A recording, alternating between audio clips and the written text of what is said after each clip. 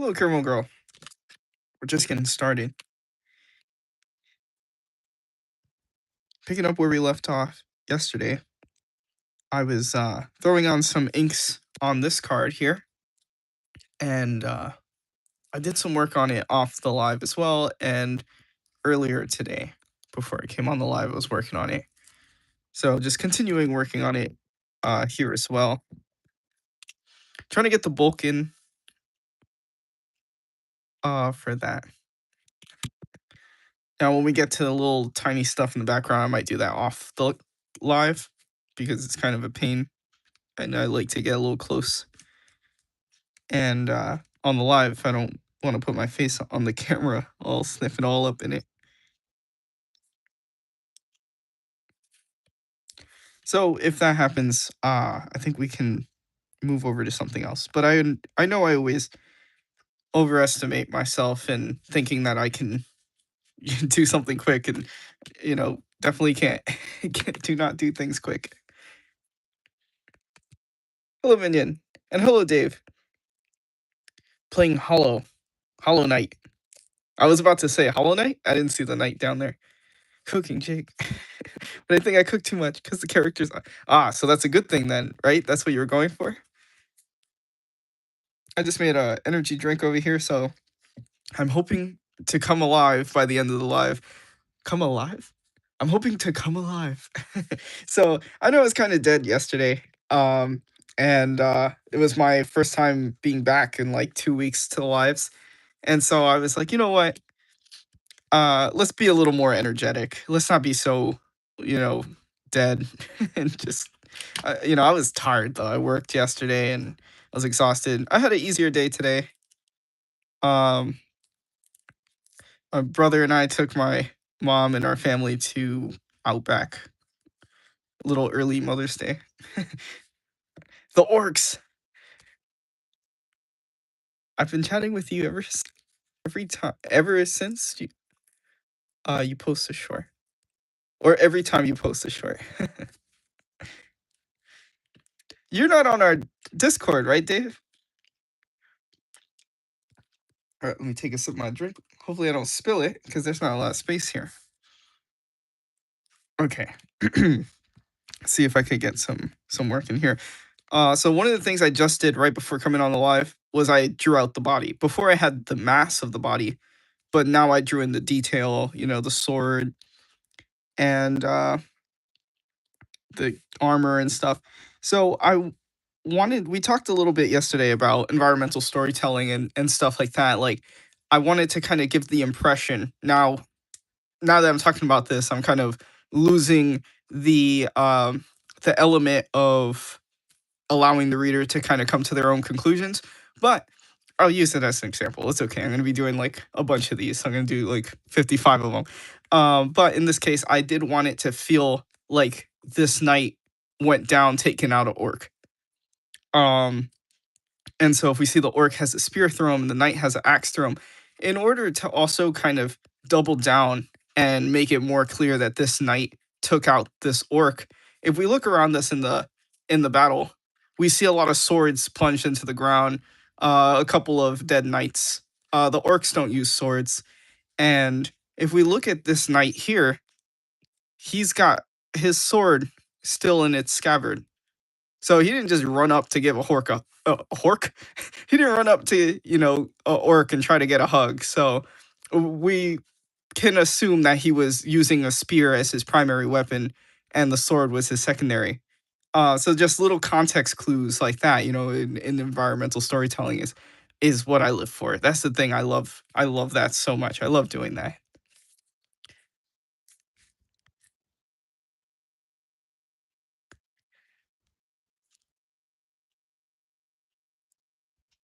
Drawing a fight scene with Fahrenheit Fathom. And fight scenes are the fun part. I like to say that's kind of like when you get to play with your toys, um, designing the character and everything is like building the figure or whatever. Been waiting so long for another live. We're back. We're back to the lives on the weekends. Hopefully, I could go live next week. I'm hearing with my family talk. It sounds like we have stuff next weekend. So I'll let you guys know if I can go live. I haven't been in the past couple of lives because I met a new friend recently. I've been talking to him nearly every day. Um, First, I would say, that's definitely okay. It's like, damn. And where were you, minion? Second, I was not able to go live for the last 2 weeks. It probably didn't feel too long for you guys since you only really see the lives on the weekends. But for me, it felt like a long time with all the stuff going on. I was not on vacation, I assure you. I was waiting, waiting for a live. I wanted to convey a sense of intense tension between the two, and I don't know what I did, but Fathom's one eye that's showing is scaring me, scarring me. Did you mean scarring or scaring? So the orcs do hand-to-hand combat. Yeah. Um, I was thinking about this earlier today. I was like, I guess there could be some that uses like a bow, but I would have to design the bow to look a certain way. Like it would have to be a beefy ass bow. Like it cannot be just a regular bow that a human uses. And in that way, it kind of prompts itself to be something unique and cool in that sense. So it would be some kind of great bow that like no human can, really pull back the drawstring with that. So if I make it, it's because I think that that'll be kind of cool. It makes sense that they could use bows, and also if it adds to the story something unique. And that's how I say stories write themselves, because then you sometimes think about it and you're like, okay, what other weapons could they use, or what weapons would they not really use? Um, but yeah, there's a reason why they kind of like their axes and like maces and stuff. They use different weapons. They just don't use the same kind of swords that the humans use.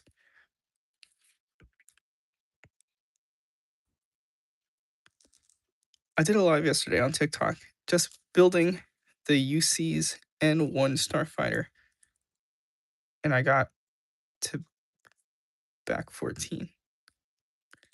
So was that your first live, Dave? I remember you mentioning you wanted to do lives where you do builds bag.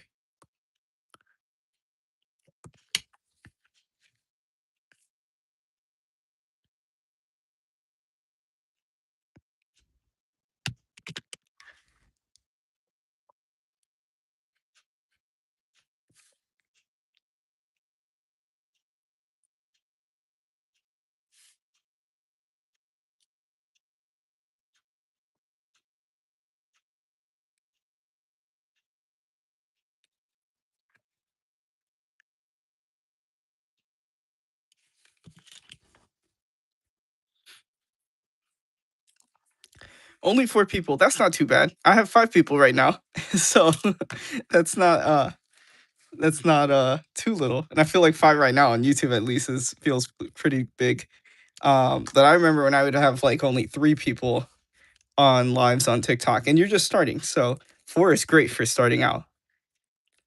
I also drew a design of how Fathom looks as a Patriot when she was one. That's fun.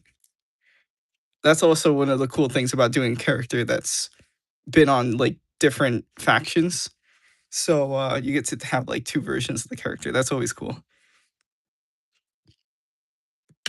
I got some. If anyone saw my Instagram story, I'm a little excited. I got some new alcohol markers. It's just my brother wanted to go to Home Goods to get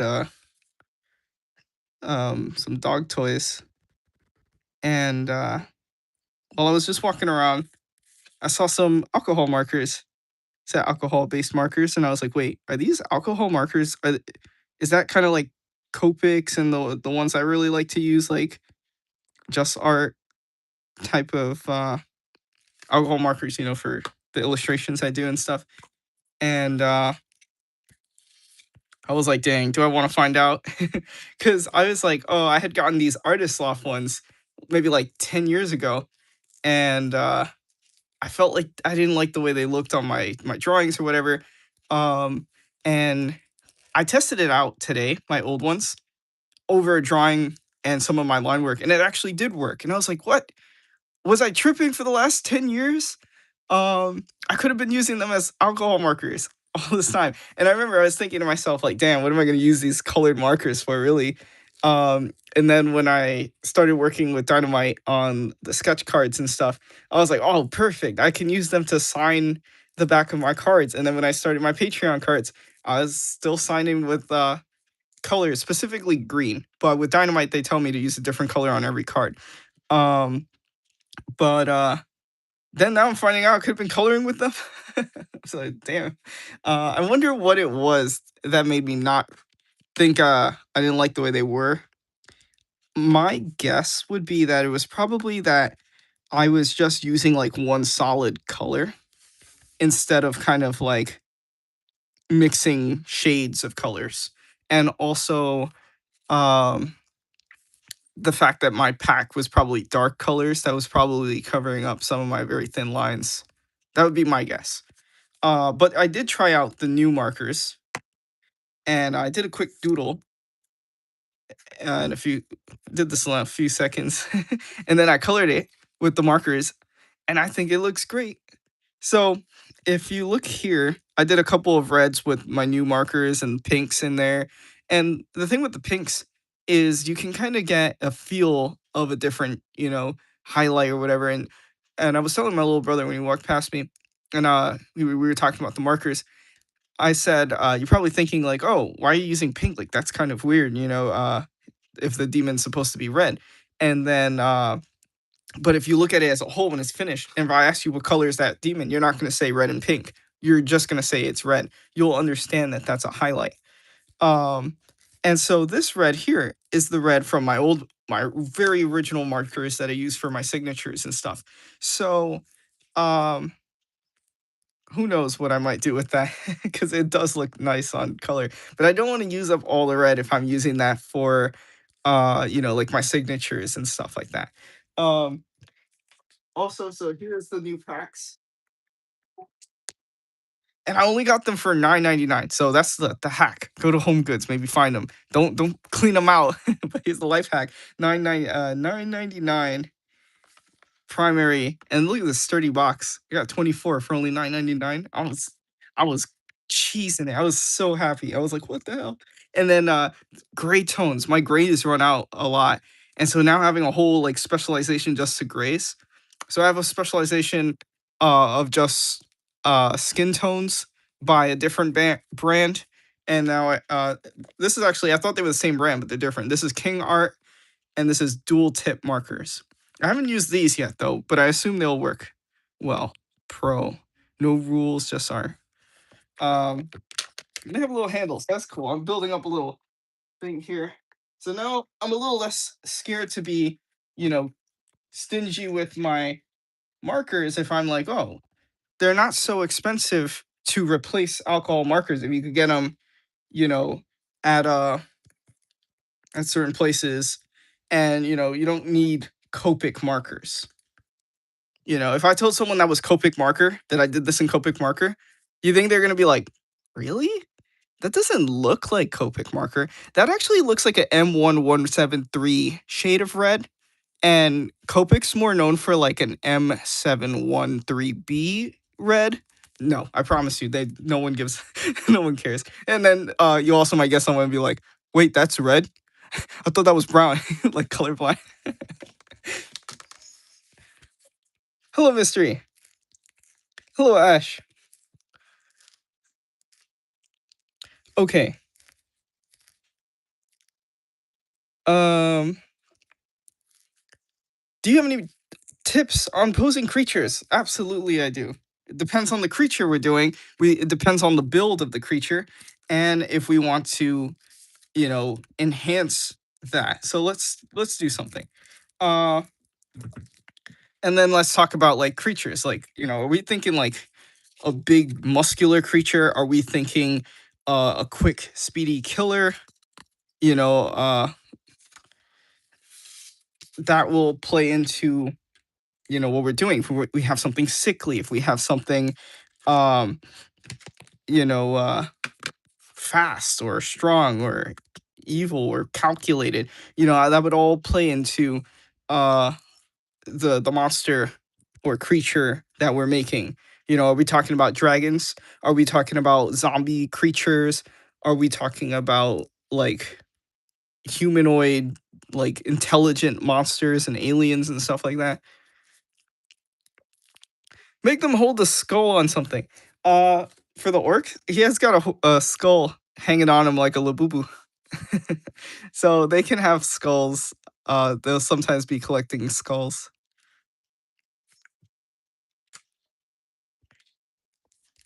In her Patriot design, she has space buns to show a sense of innocence and obedience, but to also show how hopeful she was for the future. But now her radical design, she has a braid to show discipline and uprightness and unwillingness to let go. Even down to the hair, you're putting that kind of thought. That's really good. And also, it's cool that you're keeping in mind, like, even the hair is different between designs. Should I play Star Wars The Old Republic? Have you ever played it before? Are you asking, like, if you should play it, like, if it's a good game? Or you want to revisit it? I've played Knights of the Old Republic. I think the original one. I don't know if there was one before it, but I loved it. That was one of the first times a game really caught me in the story where I was like a TV show. I was like, I want to know what happens next.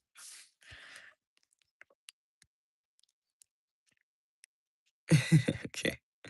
I have markers from King Art. I do like them. Okay, so Ash is liking them, so I'm feeling pretty good about it. Finally, the orcs are fighting back. The orcs are terrible. I mean, they got these guys up in the throat.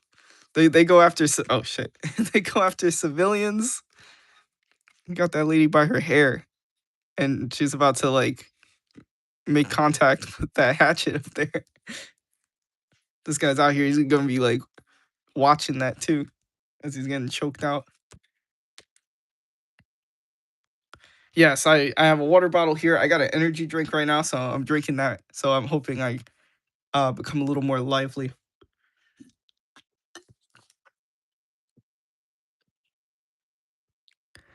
Fast humanoid killing machine type of monster.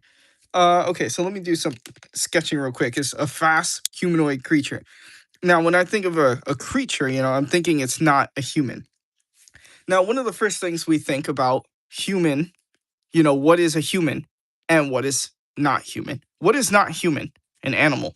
So, what is one thing about humans that stand out from animals? That one thing that sets us apart? Typically, that we are bipedal and we stand upright. So, if I want something to be a monster, one of the first things I'll do to really show that it's not human, it's not normal in that sense, is I'll have it hunched over or on four legs, on all fours. If you see a human walking on all fours, I'm from New York. I've seen it. You see people crawling around. The person's not well. So you already instantly are like, okay, I'm gonna move to that side of the subway car. You know what I mean? So if I'm doing like, and you said a humanoid creature, that's already like, I'm picturing something like the rake at this point. It's like, if we're speedy, if I want the sense that it's speedy, I can think of things that are fast, like a jaguar or a cheetah, how they hide and they're ready to pounce. You capture the energy moments before it pounces on you. But if I do want something to kind of feel speedy, I think I can do something like this. So I can have its head looking forward. So whatever it is it's looking at, it's got a fixed gaze, it's targeted, locked, it's it's got you and it's going for you. So it's not looking around like a prey item, trying to make sure nothing's hunting it. It knows what it wants, focusing on it. And so maybe let's give him some teeth.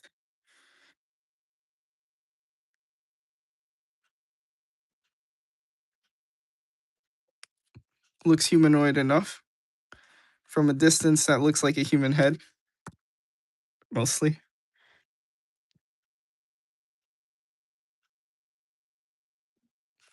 And so if I want to capture speed, I want to maybe have this thing kind of on the run, it's kind of pouncing. So I kind of have it hunched over, and I'm gonna maybe bring this arm kind of in And I'm going in with just ink, no pencil, so we're keeping whatever mistakes. This is not meant to be a final drawing. So he's kind of leaning forward to what, even more focus on what it is he's after. He's looking forward, he's leaning towards it. He's got this arm kind of in this motion as he's pulling himself. He's running so fast. He's running on all fours. He's moving forward and the arms like back here. I can bring his leg up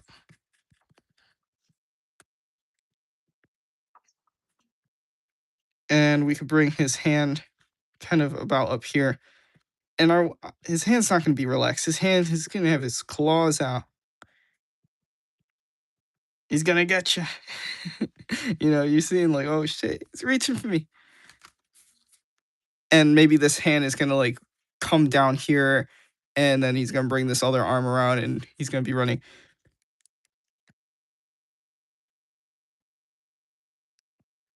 Let's give him some feet. His feet's in the air. He's so fast that this still image of him kind of me just drawing him in motion in one still shot. He's so fast that we can't even get him in a standing pose or a still pose. We got the complete motion in here. Let's bring the arms.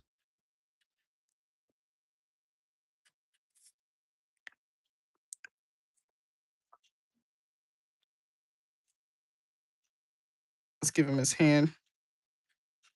And I'll read the chat once I've got this guy in here.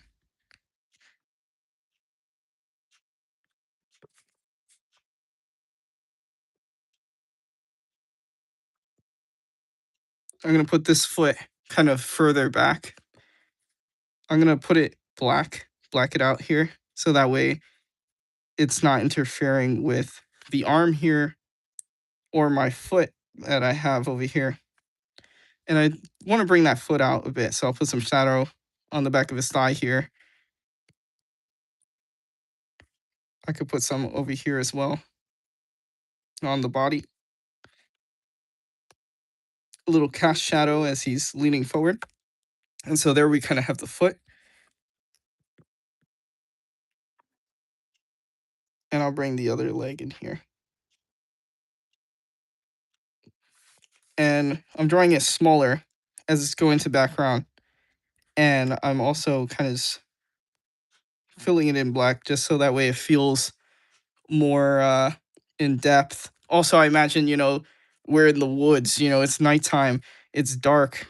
So maybe we're not going to see all that anyway. The less we see of it in that sense, it kind of feels more like did you get a good look at it? Was it some coyote or something? You sure you saw a humanoid creature running, some grass rustling, I hear it. There's the things in there. Uh, does this mighty brush want to work today? I would like it if it did.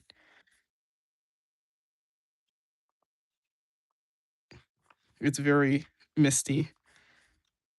It's not working. It would be perfect if it did. I need to stock up on it.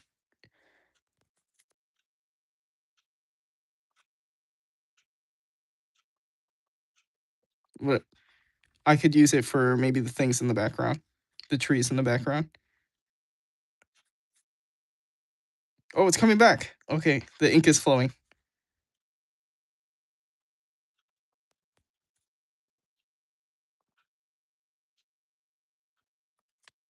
Let's put some over here as well, just to balance it while I have this brush working.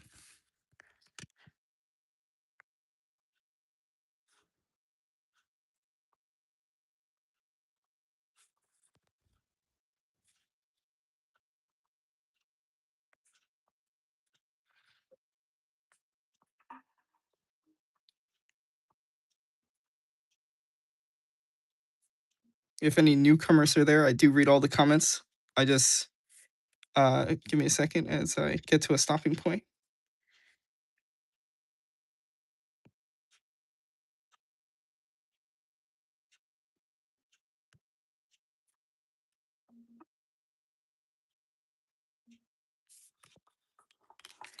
So with that kind of mostly in, does it look speedy to you? Does it look slow?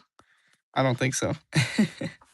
If someone's like, "But Jake, that looks too slow." I don't know. Maybe he just like you just walked up on him and he just woke up and he's like, "Ah," let's go further. I'm doing some speed lines, some action lines there as he's bringing the arm. There's no doubt this arm is coming down here.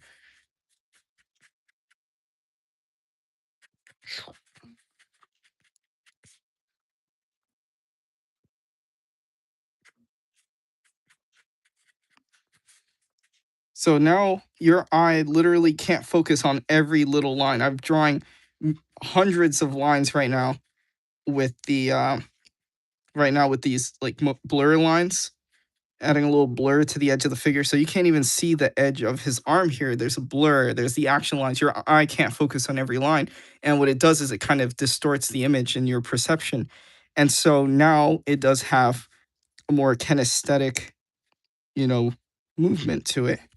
Let's darken the face. So you really can't see what this thing is. It's a monster. It's creepy. The first thing we look is the face. And if we can't really make out the face, it kind of has a little bit of a be on guard, subconscious vibe that happens. And if I had all the time in the world and no other projects to do, once I really put the trees and stuff, I think it would look a little bit better. I think when you're drawing something like a monster or something terrifying, something creepy, you know, um, you do want to also consider the background. The way I see it, what is a monster? It's a predator. It's out to get you. And what is its habitat? What is its hunting grounds? Is it the woods? It knows the woods better than you do. Or if is it the comfort of your very own home? Maybe it's something invading your house, like a ghost or something, or a home invasion.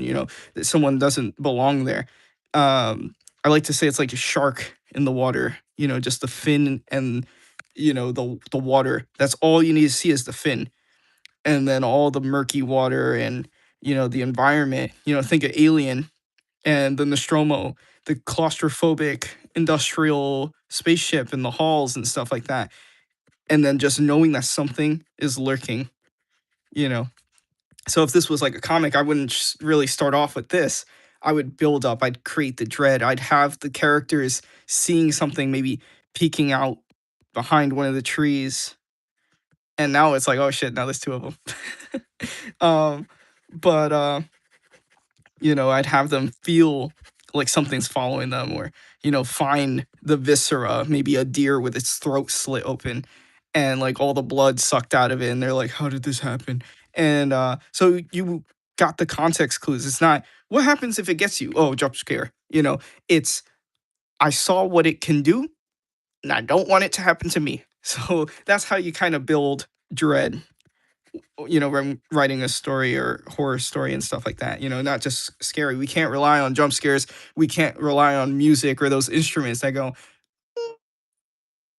oh, you can't do that. You can't. It's comic books, especially when you turn the page and the spoiler is on the other side and you're like, ah, shit, I guess that guy's dead. So, you gotta make the tension, the buildup, um, and the drawings worth keep going to read. It's a little tricky when it's kind of hard to do comics that are like scary, uh, especially for myself. I don't find comic books scary because I'm like, whoa, look at that line art. They drew that so well. I really don't get disturbed by drawings. But I guess that's also partly because I'm behind the curtain making them. You know what I mean? On my own side of things. Where sometimes I forget and someone will look at my art and they'll be like, "Ugh." Okay, there we are. There we go. Oh, let's use my gray markers. What better time to use it than now? Brand new markers. I probably should start with swatches, but let's say light gray, blue gray. Let's see how gray this is. Okay, not too gray. Great. Let's put that. Let's color this guy in.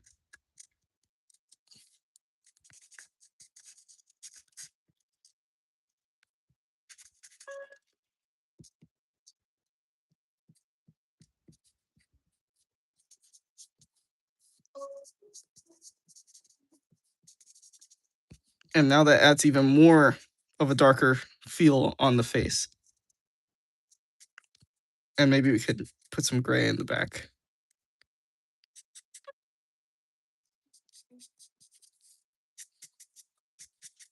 Here we go.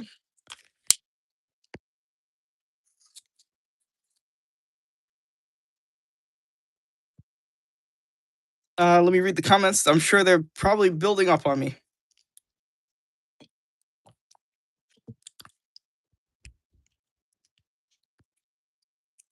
It's been a while. You should do a quick monster. There we go. It's a quick monster. It's fast. So a monster that does mass destruction. So a monster that does mass destruction, we would have to think something cataclysmic. I'm thinking things like kaiju's. We're thinking big. It has to maybe be something either really large or something that just has a lot of energy around it that it can control, like storms or something else that's large. As far as cataclysm goes, that's the best way to kind of like visually give the impression that it is something that's like world ending, like a creature alone is world ending. Or you could think of like maybe it has vehicles if it's like an alien, and you can have like destruction around it, or you know get a sense of scale. you know Maybe if you do something like a thalassophobia type of thing where you have like a ship and then you got like Cthulhu like lurking beneath it, and maybe they're like close to land, you're like, oh, it's over. If Cthulhu stands up right now and he's already like that little island right there, it's not going to be there for long.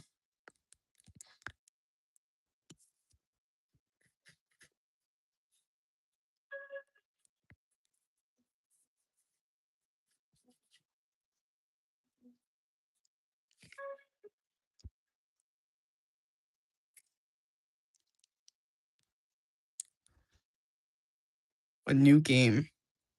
They remind me the Ewoks look like, and then I went to their village, their villain arc for the orcs.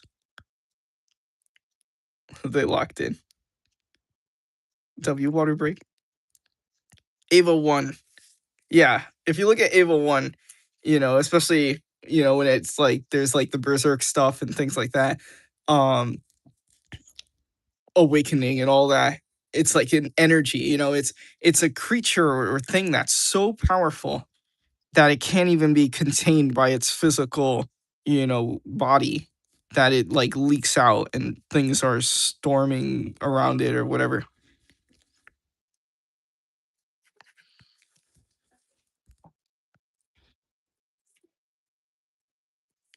Where's Jake's Art of Dirge? I have it actually nearby. It's in a stack of uh index cards. I knew who you meant by Dirge too. Must be dyslexic because it auto-corrected. Or I just know that you intend for Star Wars purposes. We'll be right back. Uh, did you get to if Ash is back? I wonder if you got to see the monster. In Fahrenheit, she used to wear her hair down to show how she used to be a wild and angry woman.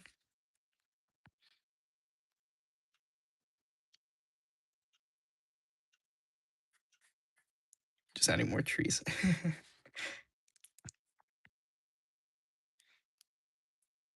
This looks great.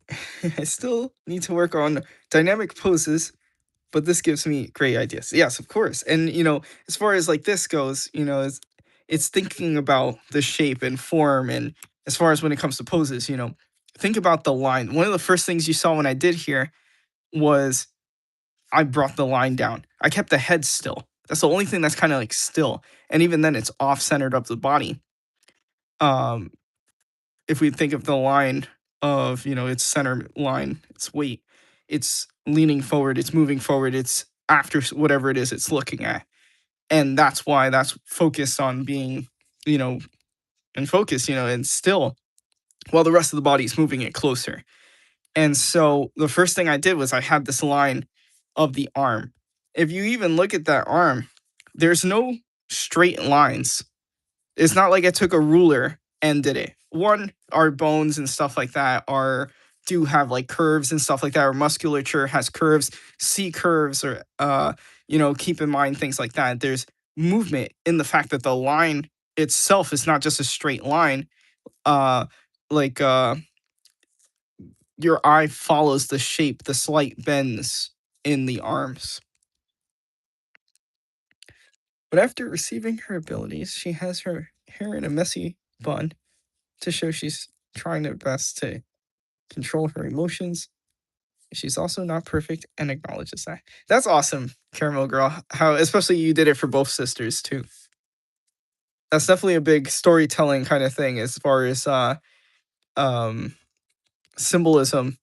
Now, I will say, is this something that you would let if you were working on that as like a comic, would you let that be something that people discover on their own, like subtly kind of leave that there for them, like as I would say, implied writing or environmental storytelling?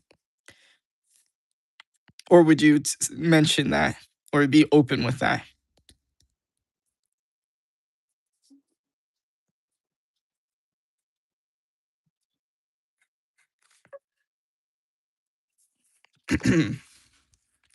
Thank you, Mystery. I'm glad you like it. Jake edit? What edit? Since I done have don't have a desk, I bought one of those laptop bed tray things so I can draw my bed. How's that working for you? Peak.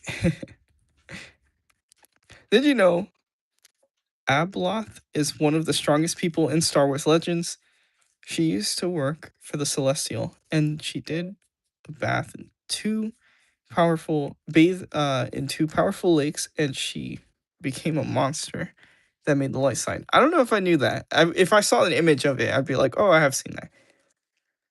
And the dark side team up. Oh, the light side and the dark side team up to capture her. It's a fun fact. I let people try to find out if they ask me the character design stuff. Yeah, yeah. Like if you're like at a panel or something.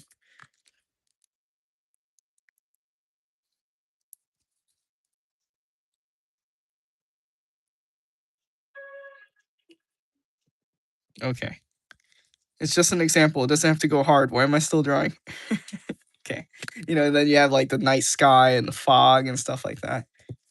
I just want the eyes to be a little more pronounced, kind of like, two in this all gray, the one thing you can make out is the eyes looking at you.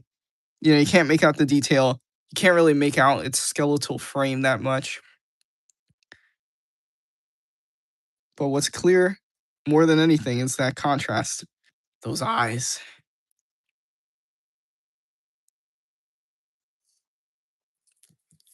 All right. Now back to our regular scheduled programming.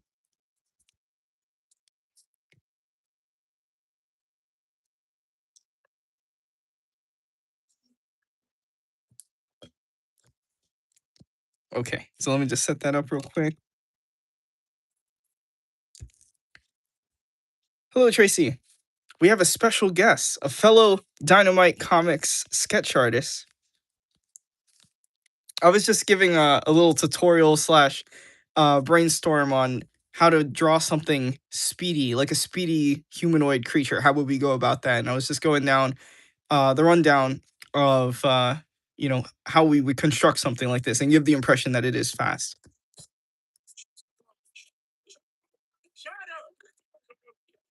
Okay, let me skip this ad. I know you guys probably can't hear the music. I got music playing.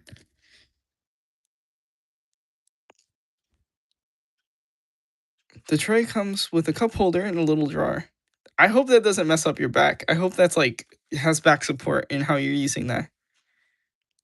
More facts? Yeah, you could give more facts. What about a creature possessing a human, but it's trying to fit into human society? How would that act? How would they act? That would depend on the story. And are we doing this with one still image? That would be kind of hard to convey. I think that would be more something that would be easier to convey over a series of artwork, hence panels, hence comic book, uh, narrative. Um, you know, visual storytelling. What's the word I'm looking for? Um, shit, I can't remember what it's called. Lineal, no, linear. I can't remember. Sequential art. So that's something you would want to keep in mind with something like that. Maybe there's cracks in the characters, disguise or facade. Maybe they look normal for a second, and then in the next panel, let's say they ask someone for directions, whatever, and they're like, "Oh, we're just looking for how to get to town," and it's like, "Oh yeah, you're that's great. Like you go over there," and then it's like maybe they slip up, they say something, and people are like, "Huh?" And it's like, "Oh no, I was just kidding," hypothetically, and it's like, "Oh okay," and then maybe the characters are kind of off put a little bit, or maybe they're like, "Oh, one more thing," and then they see the person doing something weird. Which true story. I wasn't gonna tell it. It's happened like last Friday. Um, damn. But it was so. It was like I was at Five Guys. I was treating myself to a Friday meal, and I thought I deserved it. It was the last day of the character workshop I was helping out. I was beat. I was tired. Every other word for tired, I was all of them. And I worked that day. I was just exhausted. But so I go to Five Guys. I eat. I'm about to leave, and somebody comes in and is asking me for like change and stuff. And I didn't have change. And out of the goodness of my heart, I felt like, I was like, oh, I'll buy you food though. And so they recently put up these things where you can order, the kiosk self order thing. And so I ordered him some food, and he was thanking me. He was telling me why, he was asking for money and stuff as far as like his job went. But all seemed fine and well. It's just doing a nice thing. I thought, I hoped, and I'm like, all right, have a nice day. As I'm leaving, right, I turn around to say have a nice day, and I saw this guy like dipping his arm over the counter, stealing, and I think he was reaching in the tip jar. And I'm like, "Oh man, dude." And as the door was closing, and I felt terrible. I think the workers were alerted to the fact that I was like calling over because I was walking out the front. So they looked up, and I'm sure they caught him in the act. I was kind of nosy. I wanted to stick around and find out, but I'm gonna I'm gonna disappoint you guys. I did not stick around. I was too tired. I was like, you know what? They saw that. I'll let them handle that. I wonder what's gonna happen to that burger I just bought and the soda. They're gonna be calling his number. He's gonna be thrown out of the store. But I felt terrible. That as I walked back, I was like, I felt so bad. I was like, I helped a criminal. I'm never buying people food again. Um, Five Guys ain't cheap, man. That is expensive. But who knows? They say good things come, for or what's the expression? It's like good deeds go unpunished, don't go unpunished. Okay, well, I guess. But who knows? Maybe one day I'll be walking and I'll get jumped, and then the guy pull his shicey down and be like, "Oh, little man from across the street, I remember you. You bought me a burger, Five Guys. You know what? I'm gonna let you live." So who knows? Maybe that'll come back and be a good thing in the future. I don't know, but I don't know. It bothered me. I felt bad. But that was the first time I bought myself a large soda at Five Guys. I was treating myself. I was like, I never bought a large soda. I want to have some home when I go play Halo later on a Halo Friday. That was the one thing I was kind of like taking my mind. I was like, let me just focus on my drink.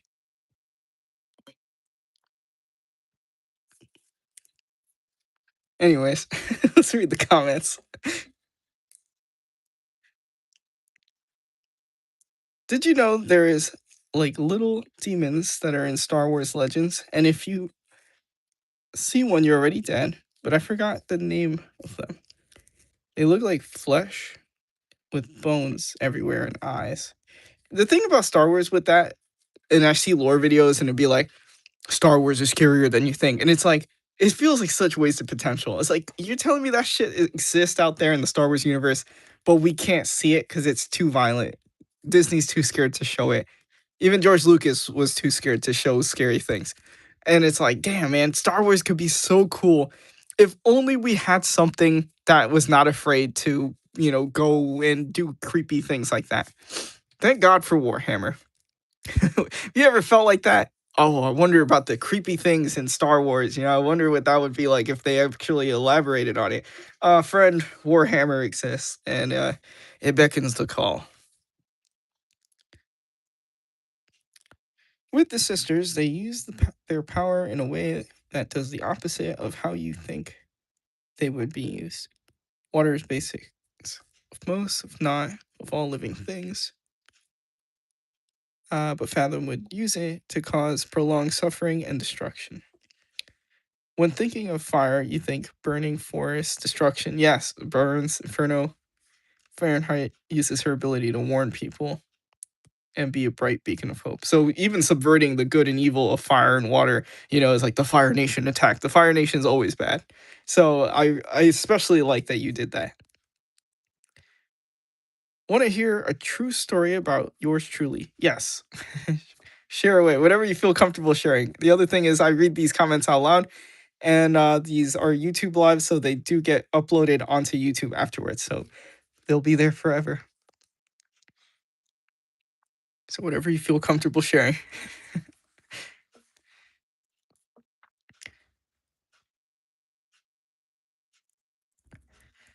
I fucking hate that I would have loved it if they showed the scary stuff. Yeah, like those space sirens. Like that is such a creepy idea to me that something humanoid is just floating around in deep space like that.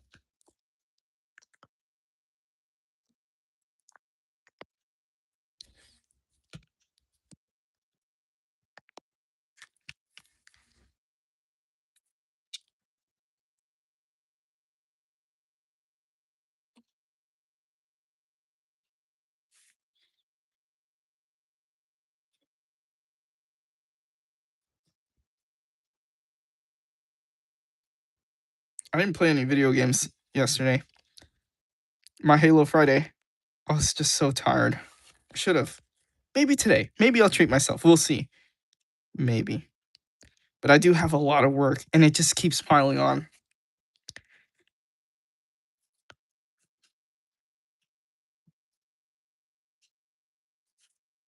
I especially want to finish this card because um one of my colleagues, I got commissioned by a few of my colleagues, but one of them wants me to draw like a Game of Thrones kind of drawing gift thing, and they want my composition for this here. They like the way I have everything set up, but with those characters. So I need to get the inks in on this, and then I can light box like the backgrounds and stuff. But the only thing I'm thinking about, these are orcs, right? So just swapping them out for humans may not be as good. Like for example, uh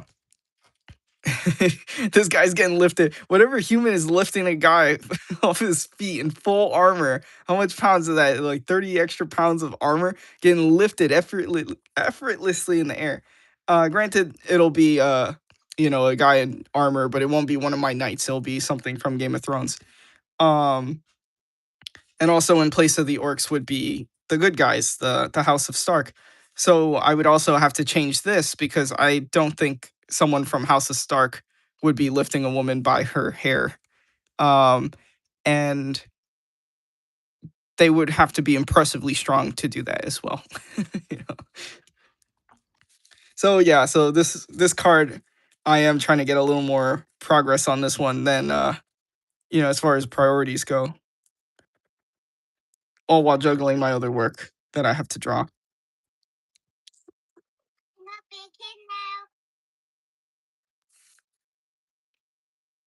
Did you guys hear the ad playing? Because I know you can't hear the music, but can you hear the ads?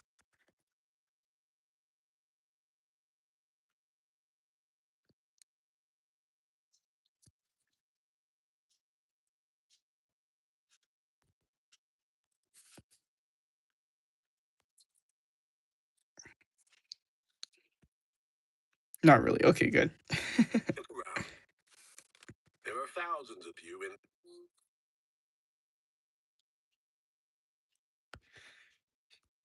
I was at a park once.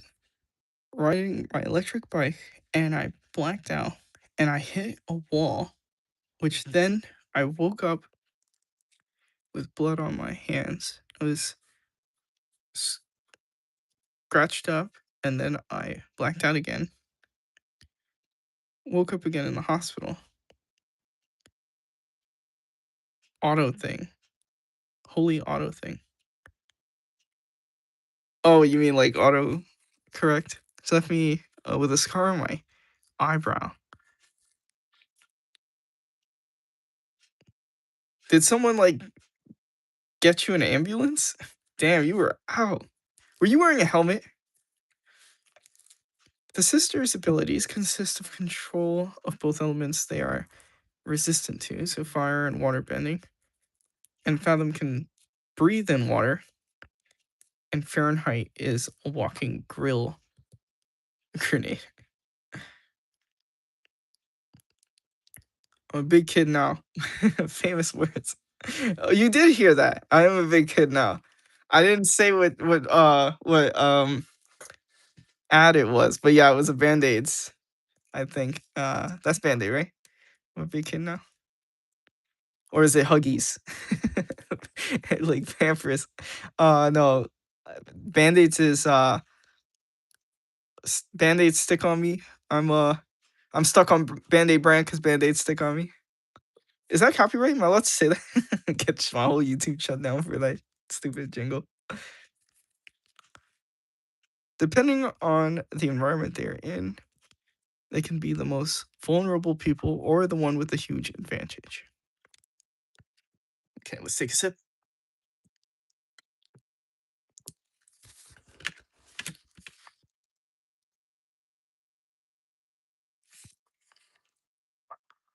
The thing about working in this corner is my pen keeps hitting the camera.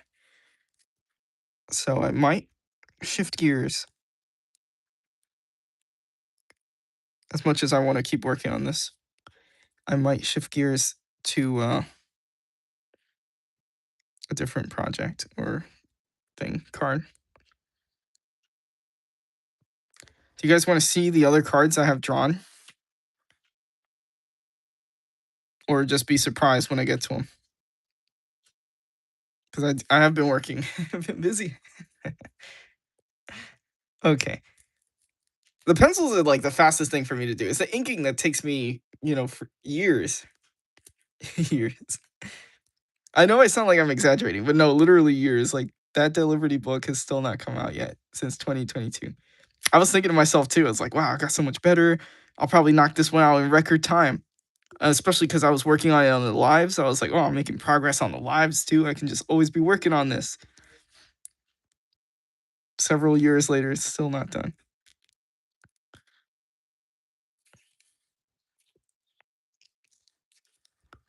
Back to more Star Wars Legends facts. Want more or no more Star Wars talk? I mean, in the spirit of may, you may.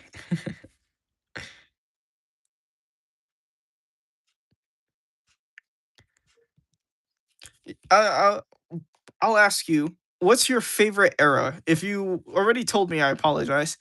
Are you more of a Clone Wars person or Galactic Civil War? I already know it's probably not a sequel.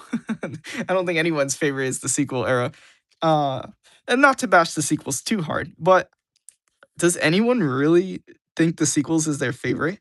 I know like the designs are clean, like the stormtroopers are clean as hell. I love how they look a lot. Um, but I don't think the stormtroopers alone are enough to save it to a point to say it's like superior than all the established stuff of Civil and Clone Wars. I like to think of the little head cannons of the two, like how they would use Fahrenheit as a stove heater in her team got lost, if her team got lost in the wilderness. And you're done with the drawing. Will you be posting that in the channel, the fan art channel? Graveyard fan art? Old Republic or Republic? Old Republic. Old Republic, Old Republic. I don't hear too many people say that, the Old Republic, but that is a valid, there is a lot of lore for that. And those armors look really cool too. And they had some cool Sith characters too, like Darth Malgus, Darth Malak, Darth Revan, Darth Nihilus. Then you had the Mandalorians. I still gotta watch the new Maul show. I didn't watch that yet. I do need to watch that. And I was kind of in the mood, to watch like some Clone Wars type stuff because last summer I spent that like watching all the Clone Wars shows, like Clone Wars, Rebels. I thought about it and I was like, I grew up on Star Wars and I was like, can I be on my deathbed and not have watched Star Wars? Most people it's like got their their bucket list and stuff like that, and they're like, oh, if I have regrets on my deathbed. For me, it's oftentimes it's like I love that show, and I never watched every episode. Does that make me a fake fan? Am I gonna go out like this without having watched everything? you know. What else I gotta watch that I said? I think I wanna watch um all the episodes of what's that other thing? The Teenage Mutant Ninja Turtles that I grew up on. I gotta watch all the episodes. As a kid, I was feeding for those episodes. I'd be like, no, we missed it. We missed it, the episode. And I would never catch the episodes of Ninja Turtles. Just be watching that all out of order and shit. And I'm like, now that I'm adult, I can watch it. And I just haven't.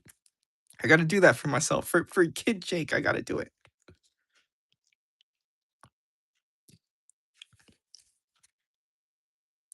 I was watching Rebels. I liked it a lot. Surprised how much I ended up liking it. And then I was watching that other one that takes place during the Resistance era. And oh man, I don't know if I got past like the second two episodes. I was like, what am I watching? I wanted to like it. I was hoping it'd be like Rebels and surprise me. Is it good? Does anyone know if it's actually good? And it's like, Jake, episode two sucked ass. You got to get to episode three at least. I'm hoping someone could tell me like, oh, it's good. Go back and watch it. But I'm glad that that mall thing is coming out and can maybe scratch that itch down kind of feeling because I was just reminiscing over the summer and like, oh, I went to this burger place and I was listening to music. I was like putting one of my friends onto Warhammer. I was like, there was so much going on that it breezed past it. I was playing Battlefront you know, and it was a very enjoyable time that I was having. Um, and it was like a Star Wars chapter for me. I felt like I was in this renewal of interest of Star Wars and forgot how much I loved it and that not all of it was bad and corrupted and tainted by, some more recent Disney decisions. But I guess some things, kind of happened as well that I kind of got knocked out of, I got knocked out of the what's the word I'm looking for? Like that flow. But that was mainly like, when Chewie had died and then I was just a little I don't know. I guess I was it kind of it caused a disturbance that, I think sometimes you're on a period of something and then something will happen, it'll kind of knock you off track of it. Um what I ended up kind of coming back on track as I was like recovering was I started to have a renewal of interest in like superheroes of all things and like Marvel characters and stuff like that and Spawn. I feel like I'm always into Spawn, but I was like, you know what? Let me get more into Spawn and really delve into that. And I was really starting to be more into the whole idea. I started falling back in love with the idea of being a comic book artist because I'm not gonna lie, I've been working on my comics for like years and I thought it would have been a lot further along. And it got to a point where, I was a little stressed out for several years. Um and I'd sometimes even stop watching some of the art YouTubers that I would watch because it hurt, to be like, oh, that guy's the same age as me. And he's got like a million followers. He's got like 3 million followers. And I kind of just was like, let me just focus on myself. I can't be watching other people's stuff. I can't be comparing myself. Um, but I had this just resurgence where I'm like, I can do this. I'm working with Dynamite and little things, and maybe they could lead to other stuff. And I felt like I had some direction I was like, oh, I'm gonna apply for inker positions. That's like an option to me now. And there was kind of a bridge of the gap between the two. As one of the first things I wanted to do for my inking samples was a Star Wars piece by Dave Dorman, and then of course some Spider-Man stuff, and it was really fun. And I'm really glad to reclaim some of those things from my childhood that I was beginning to think I outgrew a little bit in Star Wars and Spider-Man, Marvel stuff. And I don't want to say outgrew like, oh, he got too old and he didn't care about it anymore. I just feel like the management with these things just they wanted to keep it so safe, so sanitized, and it's just I needed something more, that a little more daring. That's why I love my Spawn stuff. That's why with, Star Wars, I had, like was thinking to myself, "Is Halo, like, my new Star Wars?" And Warhammer, and they're not afraid to blow things up and destroy things and be dark when it needs to be dark, and I feel like it's a little disingenuous to be too sanitized, you know? And then of course also, um, I think I have a problem when storytelling and is got people's executive fingers in the way, and it's like, oh, just running that back. Did you do this? Did you do that? We want to check off these boxes and stuff like that. And it's like, just let the guy write. Writing, storytelling, it's art, and they keep bringing people back and messing up their stories because it's like, oh, we want to do this, or we want to appeal to this audience, or we want to sell this thing as well, or it's just like, just let the guy write, bro. It's terrible. It's terrible. That's why I like these, smaller things. That's also why things like Spawn, made by Todd McFarlane, it's his one vision. I felt like the thing with superheroes too is like everything felt so it felt hard to get into with the Marvel stuff because it's like, okay, everyone says that this is the best point to read with the let's say Chris Claremont's run on like X-Men. But it's like, where do you start with that? Where do you end? Where do you stop reading? And then it's like a ton of books and stuff like that. And then of course, it's like, does it hold up in the terms of like, oh, that character death was heartbreaking? It's like, oh, they brought her back. And it's like, I see her, she's still alive, in new comics. I just feel like a lot of this stuff just has to snap into place and be back to the same formulaic thing. Um and I don't want to shit on Marvel and DC too much for that because I think we do need that. We do need Marvel and DC to be entry level drugs for people getting into comic books to get into it, know what they like, know what they expect. It's a safe purchase. And then when they get tired of it and they feel like they've read it all and every character feels the same or whatever, then they start looking to manga and indie comics and creator owned stuff, things that people one main vision on a story. And I don't think the little guys like us could really survive without Marvel and DC, especially too if it was just left to us amongst each other. Indie comics to indie comics, it does create an oversaturation because I think what happens too is we have a lot of people who are too eager and too excited, and they start putting out stuff before it's like fully refined. And then what that does is it starts to give indie comics a bad name as the average reader kind of sees it as like, oh, it's just amateur work, like these guys can't really write or these guys can't really draw, or they're really, like intermediate levels. And I think there is something that is to be said about the indie comics and the indie comic artist himself. How do you know when it's time to start your comic then?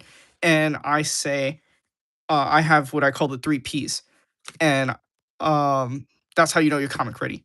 You have to master perspective, proportions, and poses. Because and I mean be comfortable with it. Don't be like, oh, I don't need it or whatever. Because you can't just do that on a whim. You know what I mean? It will look off to non-artists. Imagine how it will look to an artist who can kind of analyze and see everything that's like, oh, that's a little off or whatever. And it doesn't have to be perfect. There's certain things that you can be slightly off with, but I mean, master that stuff. That should be your direction of focus if you want to put something out. And there should be some professionalism if you're asking people for money, if you were putting out a comic book and you printed it out, you self-published it, you're asking people for money, you have to make that thing feel like a product, like it's food, you know? I was watching a video last night before I ended up going to sleep. I was watching how they make Slim Jims, you know? Um, no, the thing is they have people that go through it and make sure that, you know, there's nothing what's the word I'm looking for? Like they approve it, you know, they look through the meat, they make sure there's nothing like metal scraps. They have like x-rays and stuff like that and things like, you know, metal detectors. I don't know, but they prove it, you know, they look through it. Um and for me, I know one thing when I was like really amateur stuff, I was putting out things with like there were typos and I just kept getting messed up with typos and stuff, and I had to keep republishing my stuff, fixing it. Oh my god, it was terrible. I did end up finding a better way to fix the typos and stuff like that. And now I won't put out a book unless I make sure like all those typos are gone. But anyways, you know, that was me being an amateur. And I would slap myself if I could go back in time. As soon as I press in that send button, I'll come back, I'll destroy my computer. I'll be like, no, you're not ready. Luckily for me, only like friends and families were buying my books. So sometimes, you know, where you want to be is a curse. You know, can you imagine if I was big? Imagine that's when I started doing the lives and I started getting a lot of people starting to buy my books. Can you imagine if it was like in its form like that, you know? And it was right after I remastered it too, which was great. But the art being as, you know, amateur as it was, and the storytelling being kind of off, you know. And when I say off, I mean like the typos and stuff, I should say. The presentation was very amateur. So I'm so glad, you know, sometimes where you want to be in is you're not ready for it. So looking back in retrospect, there are certain things that I'm grateful for that I didn't have certain popularity back then or whatever. Um, but anyways, one thing that I want to say also too, you know, there's certain drawing things that you just can't publish your books without checking certain things. And I think, you know, for me, my faces were pretty ugly, but the rest of my drawings were pretty decent. So my characters wore helmets. I felt okay, you know, and then I ended up remastering it. And then you will improve as you go on. So don't feel too bad if it doesn't look fully mastered and matured artwork. But you know, there is a level that you want to be above intermediate when you're going into it. You know, for example, your characters should not have more than 5 fingers unless the character has 6 fingers or whatever. But if your character, you know, if you can't even count how many fingers your character has, you know, that's not a good sign to the customer. Little mistakes like that, you know, consistency, continuity. That's what I'm talking about. You got to show them that you know what you're doing and that you can keep track of that. But I don't want to sound like I'm ranting, but I will read the chat in a second. Good then, better now. 6 health essentials in every bowl. Got the late night munchies, but this is all we have. What I found weird is that about the rise of Skywalker is that you see it shows a little of the LGBT with the 2 girls. I thought that was kind of interesting. Like they just did it at the last movie. It kind of felt like it was just there.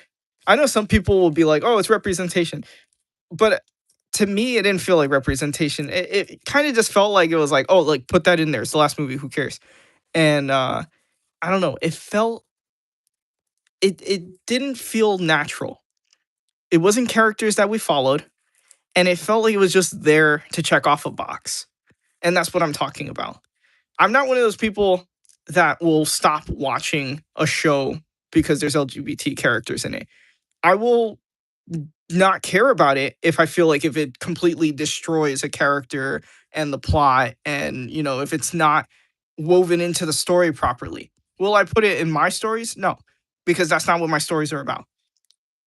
But that's going back to these things. You know, it's not like I'm not gonna watch certain things. You know, it depends how it's handled. You know, um, if it's handled respectfully, if it's handled delicately, and not like it's just trying to use it as a magnet to get people to, you know, to see it for money. Because these corporations, they don't give a, a damn. They don't give a shit about the people that they're, you know, saying that they're representing. They don't. You want to know who they represent? George Washington, Jackson, Benjamin Franklin. That's the only people that they care about. Abraham Lincoln. It's all about the Benjamins. I'm talking about money. They don't care about humans. They don't care about people. And if you think they do, if you think there's some kind of, you know, heroes, you're dead wrong. They don't know who you are and they don't care who you are. So me as an artist, it pains me deeply to see a story be ravaged by, this executive, fingering and fucking throughout the story. It's so terrible. I feel like something like that in Star Wars, it didn't break the movie, it didn't break it's like, oh, it's the worst film ever because of that one scene, but it does raise an eyebrow because it's like it's starting, you know what I mean? And when I say about it's starting, I mean like it's clearly just there for a checklist box. It's not a narrative point. You know what I mean?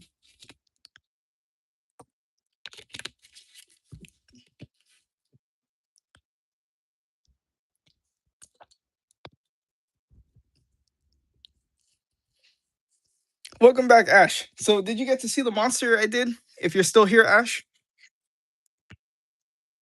that's you said to do a monster, and Minion had was talking about monsters already and doing like a speedy monster. The Mandalore War is crazy, especially the Jedi Civil War.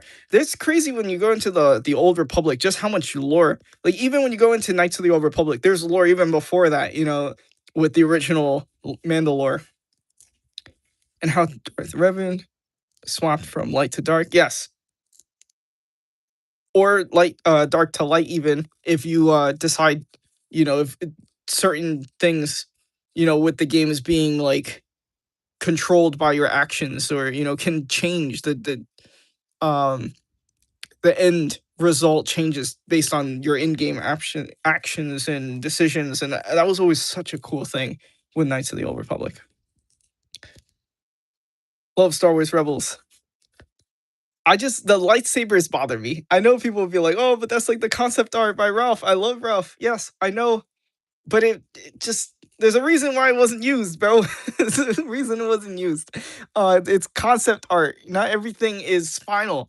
When it comes to other things like the ATDPs, I think they're called, or like things that we never got to see, or bringing scrapped ideas for other things. Great, awesome. I love it. I love that we get to see what the what are they called? The troopers. I forgot what they were called. Oh man, the drivers, the ATDP drivers. I love how that's like the concept art of a snowtrooper without the mask. And that also lets me know that that's what the snowtroopers without the mask look like under their helmet. And I think that's so cool. Darth Vader's face looks very weird to me. As well as the stormtrooper faces look super goofy. Vader's, I could get behind it, whatever. The stormtroopers look so goofy and weak to me. Um, but it's okay. It's not the worst thing ever. If I wanted to buy an action figure of it and line it up next to my other action figures, it's gonna look ugly. It's gonna look terrible.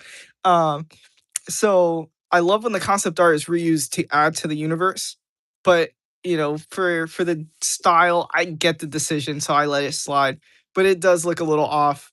When I was younger, I was not buying Rebel figures mainly because they just didn't work with anything. The Clone Wars figures, I can have a Clone Wars clone trooper next to my Episode 2 clone trooper, and I'll be like, oh, that's fine. Like it didn't bother me too much. Besides the fact that the Clone Wars ones were like really skinny, and the Episode 2 ones look like bodybuilders next to them. But it was like they looked fine. But a Rebel Stormtrooper with a New Hope Stormtrooper or a Rogue One Stormtrooper, no way. It looked terrible. Fan art has been posted. I'll have to take a look at it after the live. Star Wars Rebels is a good show. I really like Thrawn. I think he's one of the main things too that a lot of people liked. Being able to bring and Dave Filoni is amazing, and being able to bring back some of the stuff that was legends and make it canon again. He really saved Star Wars. You know, I I know people hate on Filoni, and it's like we can't hate on Filoni. We cannot. So much has been salvaged by Filoni.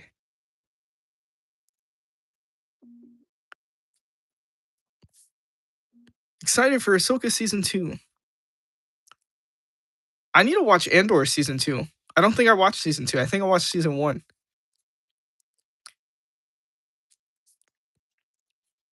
So clueless on Star Wars. You got to watch Rogue One. Jump into it. Just watch Rogue One and then ask me what to watch from there.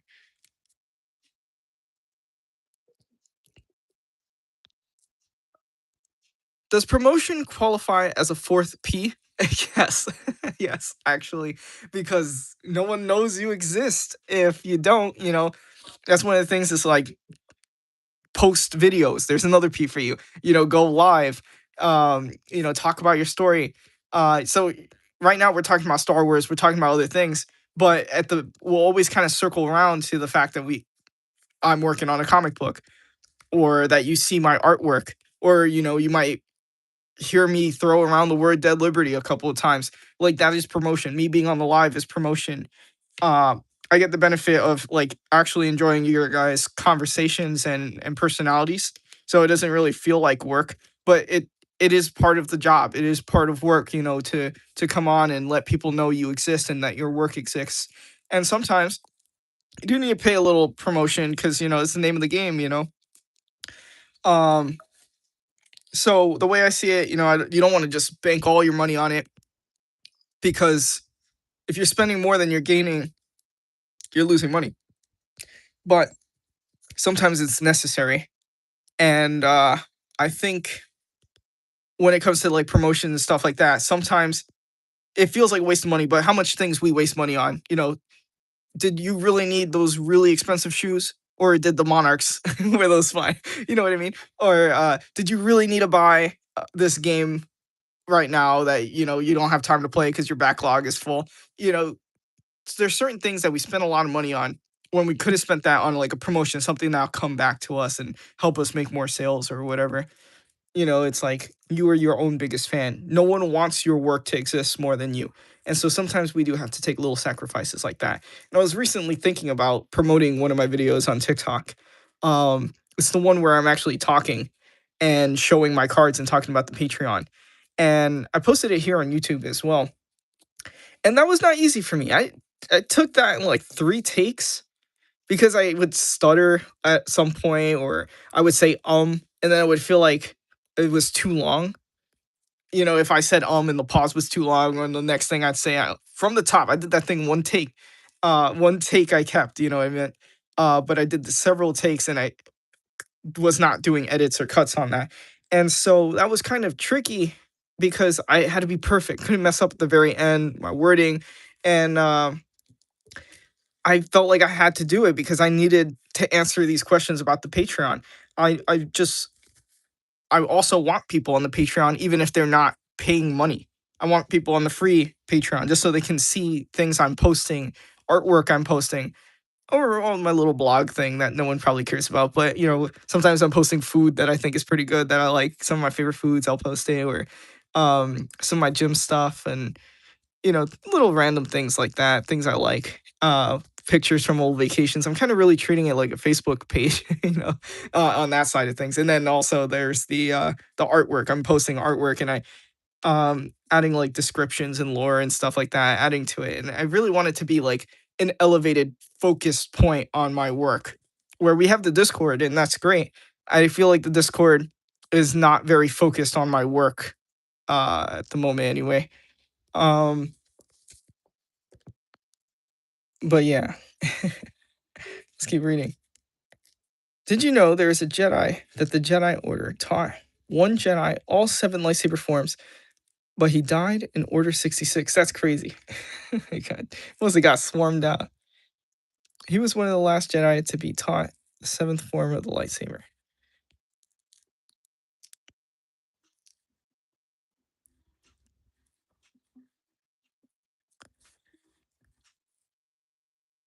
I'm like Eldritch, but I do Star Wars facts.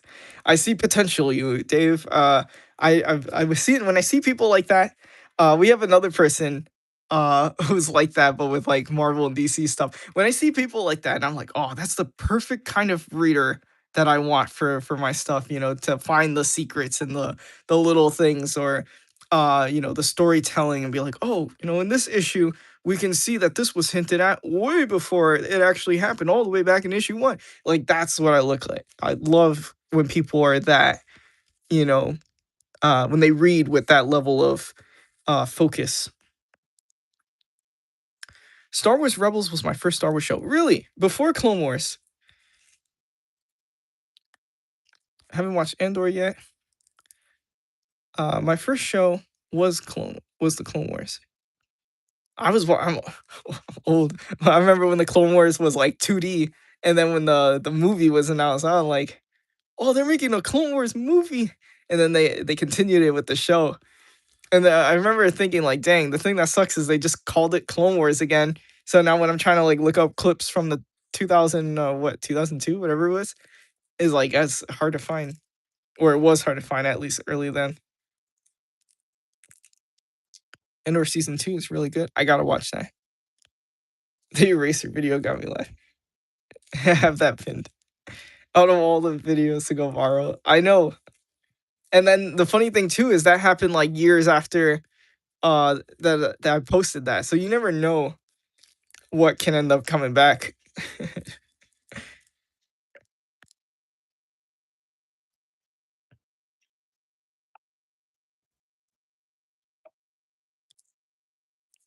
If you need me for Star Wars stuff, I'll be back. I read issue 4 of Dead Liberty. God damn, boy, you cooked. Had me feeling bad for that guy. Thank you. I appreciate that. I think the fun thing with issue 4 was we got to take a step away from the war stuff, and get a little look outside of the battlefields and stuff and see that the world's like a bigger place and we actually get a reason and a different look at things and it going back it recontextualizes a lot of stuff. I feel like whenever I have a flashback story, it's really good to go back and read issue 0, and that's why issue 0 is I call it Genesis, and it's kind of like the beginning of this whole world here. And when I say the beginning of the world, I mean like it's a really great entry point because I was like, how the hell do I start this comic series and it being like the face of the face of the universal timeline. So that was very scary for me and hard to decide what should be the beginning, and I felt like I couldn't fit it all, and that's why I call it issue 0, because I felt like issue 1, I wanted, the character, the Liberator, to already have his powers and stuff. It's like at that point, I felt like it was going on too long. You know what I mean? Um, but yeah, I think now that kind of also with that knowledge kind of reshapes a lot of things is, why the characters fighting and stuff like that. Their drive, their motivation.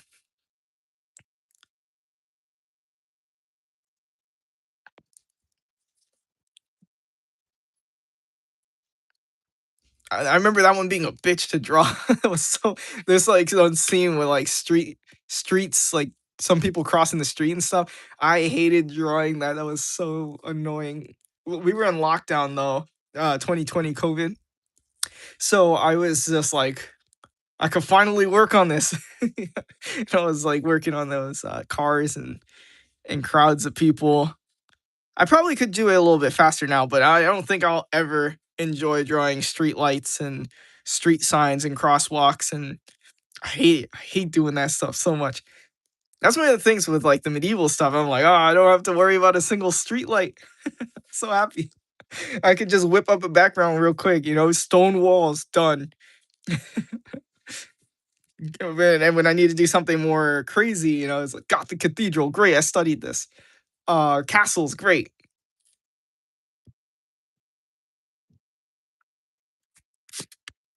Um, I'll flip through the cards because I did one off the live, and maybe you guys want to see them. So here's one card. Probably saw these already too. So I'll slip. I'll skip pretty quick because I'm sure you've seen these.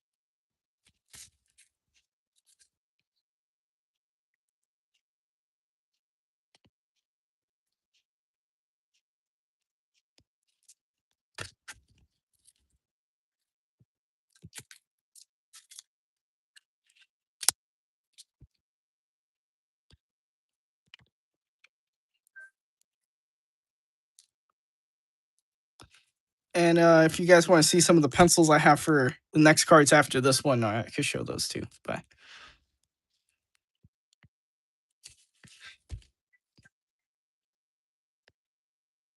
I got to put Blood Hunt on Kindle. I forgot about that. I got to do that. Jake always cooking. Thank you, Mister. And thank you, Dave. Did you know about the existing of the how to pronounce that Gaul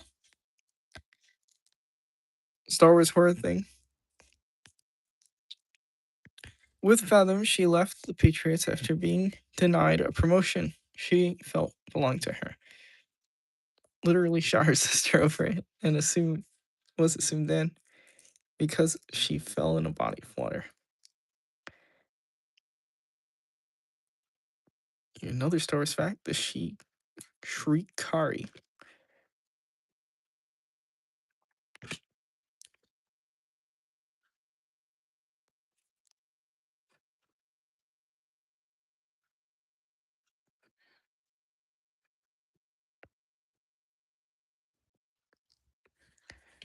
Okay, let me just try to speed run a couple of parts. Should we work on that guy? Did we reach that guy? Let me see. Let me just put some. Wow, that was 2 hours? No, that couldn't have been 2 hours. No way. This whole live has been like 2 hours. I was listening to this recently. It probably was already started. In every bowl.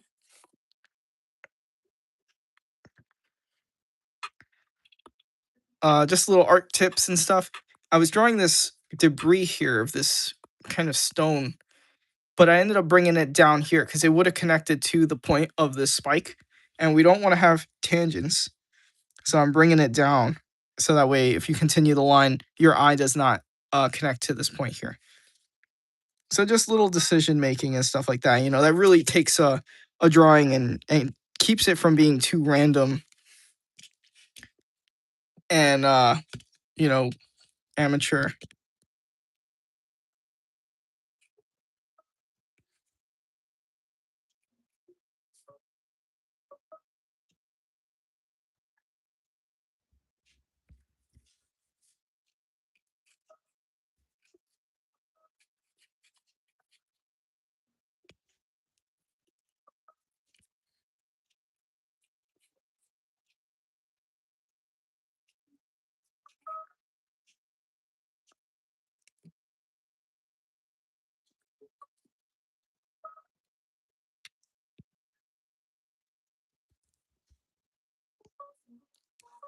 Fathom Fahrenheit are both orphans. There was no way to watch over them. Fathom took in every chance to strive and get acknowledged since she never got much attention as a child. They are creatures. Whenever they get taken away from their planet, they become killing machines. Could do some force abilities. So they're force sensitive or they have force abilities. She was patient and obedient and tried to be a perfect soldier, yet her sister, despite her temper, were outgoing and took more risk and she got the promotion she wanted to get. And her patience ran out. Patience ran out as she could not fathom angry. A short-tempered copy of herself got promotion. short-tempered,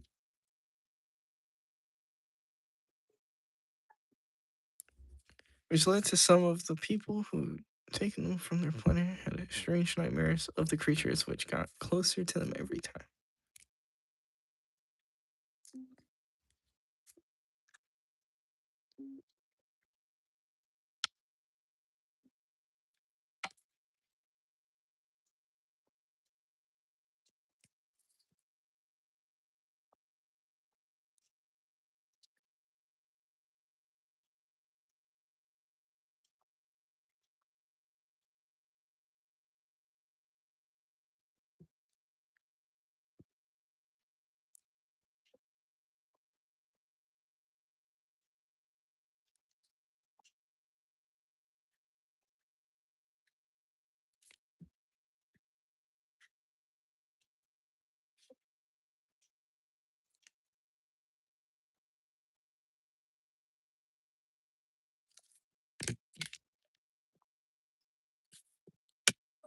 All right, I'll see what I can get on this guy. Let's do 005. I do see some smudging going on, so I'm glad I could finally get some work on this. I had drawn this like weeks ago and just hadn't had a chance to ink it. And I just had it like in the cover of one of my sketchbooks, as well as, I was drawing the other cards after it. So I was just worrying about it smudging.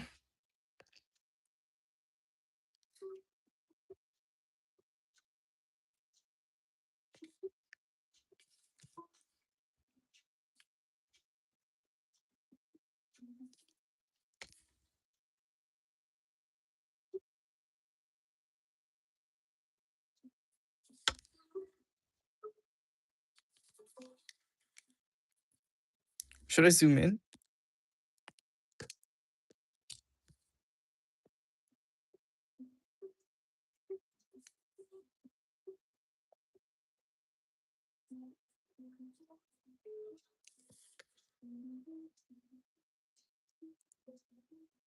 I'll read the chat in a second.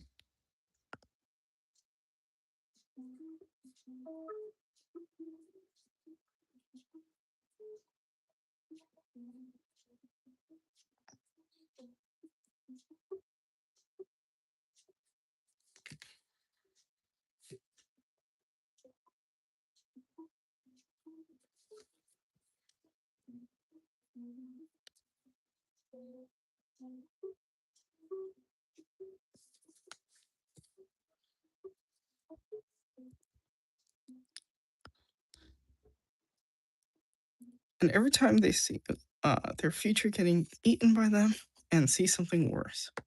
That sounds scary. Just a Star Wars fact from yours truly, Dave. Although, as Caramel is not someone familiar with Star Wars, there is not a lot of scary stuff in Star Wars that you'll encounter in the shows or movies and stuff, sadly. Which of those creatures, they also ate each other, so they're cannibals. They will add some of the flesh from the dead that they killed as artifacts. Flesh from the dead, right? I'd picture that when the Harbinger took her in, he holds her over her head and he uses her failure as a way to get her to do his bidding. For example, if she fails at a mission, he'll say something like,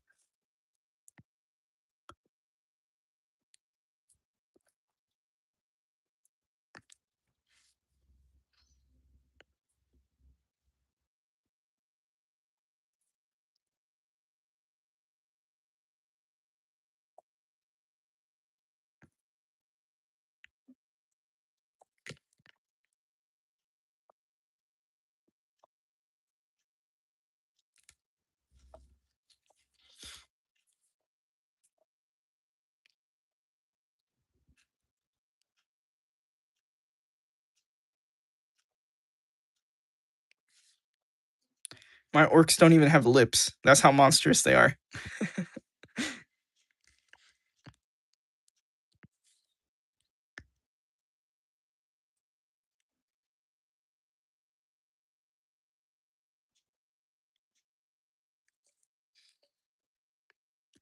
Now I gotta be very careful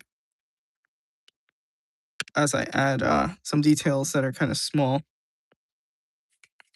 I think I'm gonna work with a smaller pen. Let's go 003.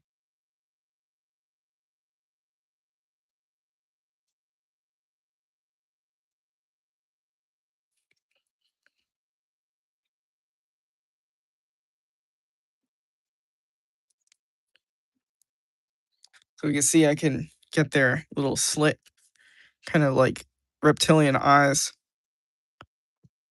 I think I can make it a little more slit.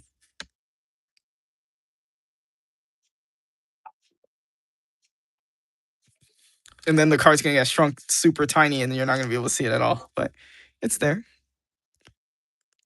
I think it could be a little more. Hold on. Let me bring this closer to my face.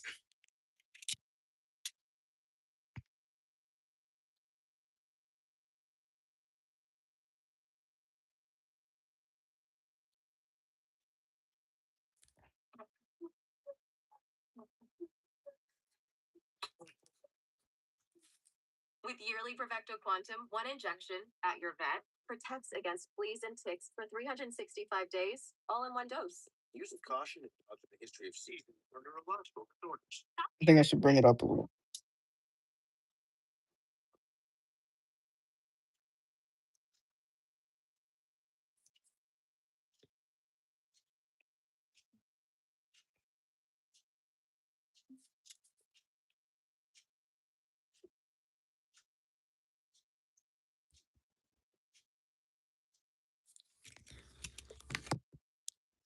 Okay. And I'll use a little white ink just in the area.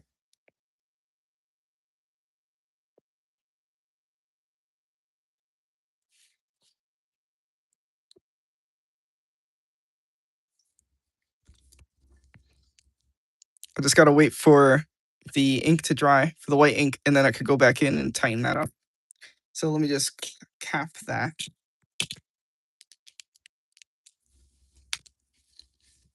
Take a sip of my drink here.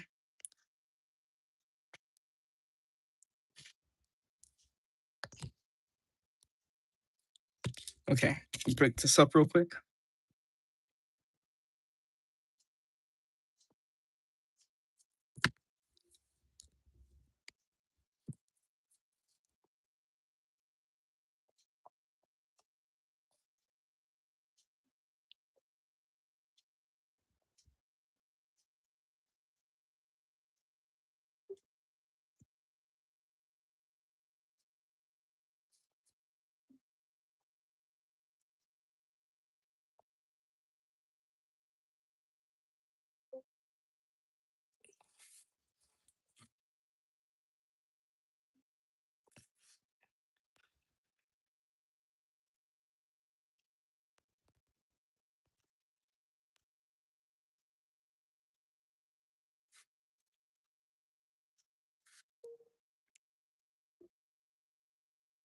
And this is why I do small details off camera, so that way you're not wondering where I went. Because I was just trying to get the eyes in there.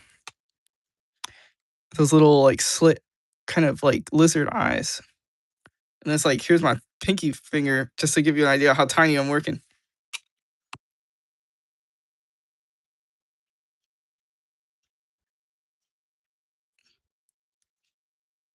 Almost there. Okay, I think that looks better. And then it's gonna get shrunk down. You're not gonna be able to see it anyway. But that's how it's gonna look from a distance too.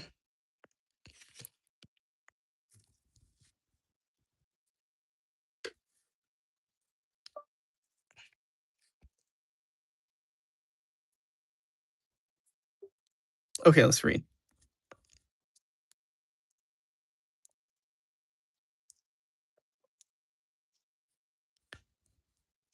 The maw. I better get some notes down. What kind of notes? It's a cluster of black holes that holds one of the strongest entities in the Star Wars Elboth. Which The maw is a towering creature that is like a big octopus that can eat a Star Destroyer whole. So kind of like a kraken. So strong they had 15 maws guarding it. Fathom hates being compared to or being called lesser and weak. She will put water bubbles around a person's head if they do. That sounds awful. Having a water bubble over your head. Is he gonna be back? Bring some snacks. I have some jerky sticks and some beef jerky. I don't know. I've just been craving beef jerky lately. I ate too many of them yesterday. Uh, let's just eat them. Hello, Aga Memon. Agamemnon. Did I say your name right? And I'm sorry for reading your comments so late. Where's my? So I got these beef jerky, your regular ones, and I'll eat some of this after the live. And then I got some of these.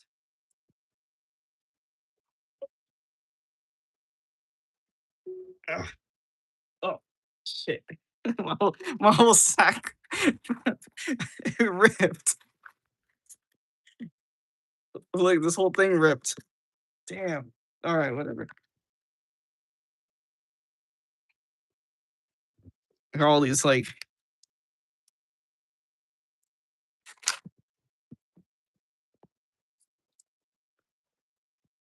showing meat, showing meat on the.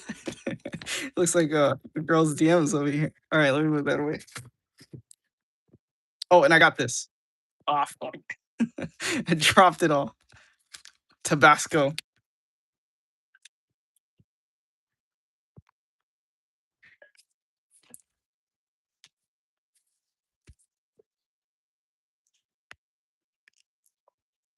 Sharing is caring, right? Some of those. I'd be like, anyone who buys a card, I'll send them a meat stick. Can you? No, but I thought it would be so cool if I like with the trading cards and stuff that I was gonna be doing. I was like, it'd be cool if I just like throw in a stick of gum in there, like the old card sets and stuff. But I'm like, that could probably be problematic. Someone choose the gum or it'd be like, oh, how do I know this is clean or whatever. It would have been cool.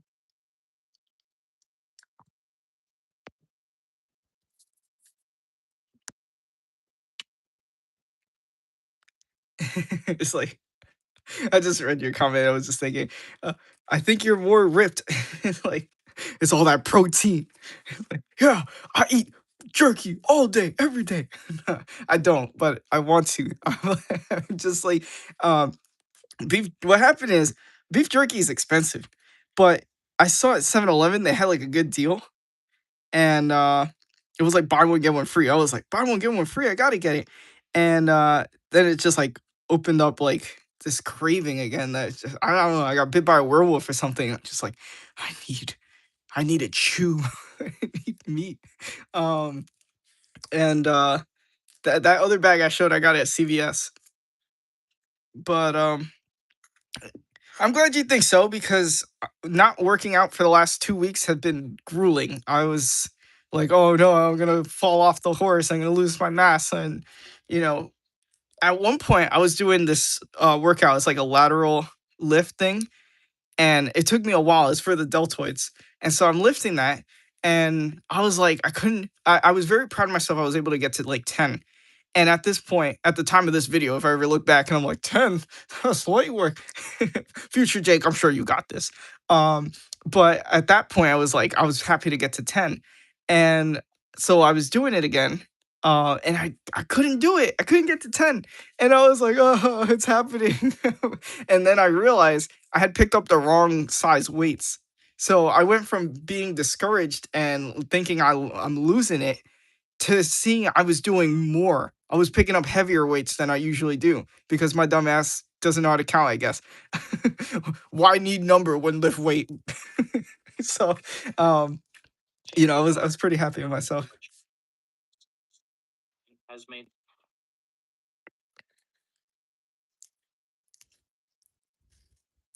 I need to get some more protein shakes. My protein shake finished, and I was like, I'll order that at some point. Just rather spend my money on other things right now. But I do need to stock up on some protein shakes. I just got some creatine, I'm gonna drink some of that after this live as well. Can I get one free card of Dirge? Pretty please. That's not a Dead Liberty or Graveyard Comics character.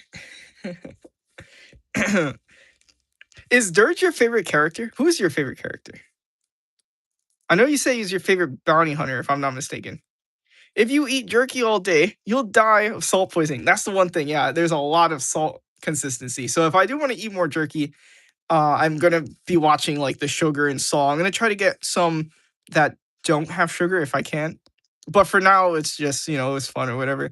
Going back into it and eating it and being like, oh, I'll get some of these for Halo Friday while I play some Halo, eat some jerky.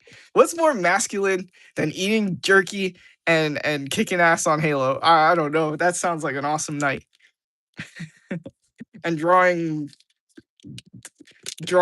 big monsters ripping people apart. It's like, I don't know, Jake. It kind of stinks. It reeks of toxic masculinity over there.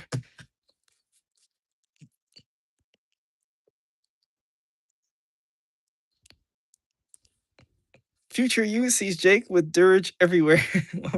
Wall pictures of Dirge, bed sheets, Dirge pillows of him, and clothes of him. Yeah, no, I will. I'm definitely not gonna go crazy eating jerky all the time. Get the gout or something. Just or get like high cholesterol.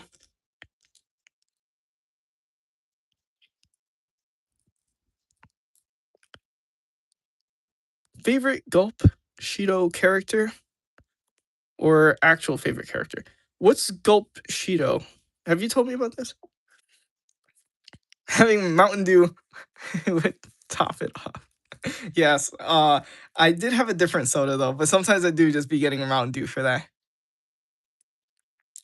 I didn't get to play yesterday, but maybe today, maybe I will. We'll see how busy I am and how much I get in as far as work goes. But if so, I'll either be drinking this energy drink that I'm drinking, or the creatine while I play. The creatine I currently got is pretty good. It tastes like Italian ices. It's like cherry and lime. You know what I gotta do when I do play? If I do play tonight, I gotta wear my Dubby hat that they gave me. Especially while I'm drinking it. I'm like, guys, I'm a pro gamer. I'm on YouTube. I'm a YouTuber. Like, comment, subscribe, hit the bell notification button, join my Patreon. What else? What else do we do? Opera GX. This video was brought to you by Opera GX. No, it's not. This video was brought to you by Graveyard Comics. Check them out. They're pretty cool. You should like join it or something.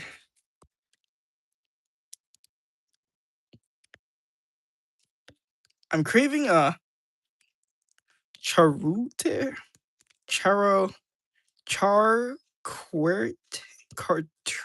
board. I'm butchering it. I know. I can't pronounce it. Charcuterie. I give up. Do you still do gaming lives? I have not done a gaming live in a while. I have never done one on YouTube. I've only done them on TikTok. I don't know if I would even be able to do them on YouTube. Like if it posts the live afterwards, and then maybe it'll get taken down if I'm playing a game.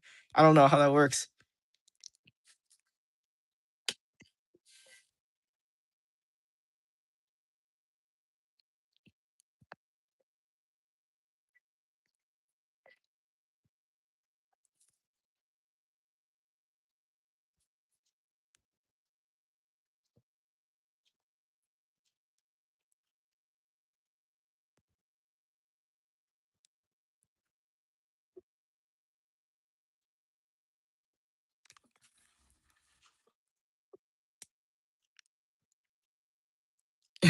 Wish I could clip you butchering that.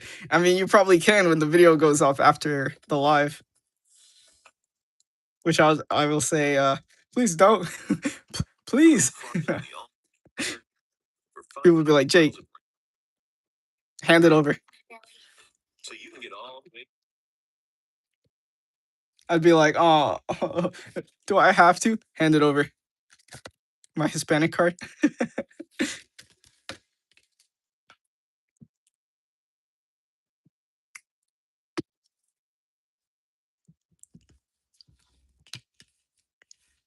Is it a meat product, Caramel Girl? I feel like there's a joke in there somewhere. If it's like a meat product and I was butchering it, it's like, damn, let that poor cow, not have to deal with another butcher. What if it makes you famous? Fine. Imagine that's what you get famous for. It's like for mispronouncing a Spanish word. Not the drawings I do. I suppose there's worse things to get famous over, saying certain things, like, spitting on things and stuff like that. Man, if I had, they say the 15 minutes of fame. If I had 15 minutes of fame, oh man, I would have been like, I was waiting for this day. They'd be like, yo, that's Chorito guy. And I'll be like, yo, what's good? I got comic books. I do. And they're like, yo, he actually does comic books too. Did you know the Chorito guy does comic books? I still can't pronounce the damn word. It's an Italian food. Wait, it's an Italian food. Oh, then I could probably do this. Fuck. How do you say this? I feel like I know this one. What is those sausages called? I've heard it before. I'm picturing myself at a deli. Uh Damn it, man. I know it. I feel like I know it. I just can't read that shit. Uh Damn it. It'll come to me. If you had 15 minutes of fame, it would become dirge. Gross. Sick ass armor. If I had 15 minutes of fame, it would just be a trailer. It would be an ad.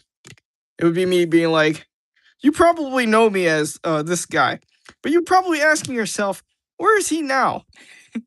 I just want to tell you, I've been working on comic books.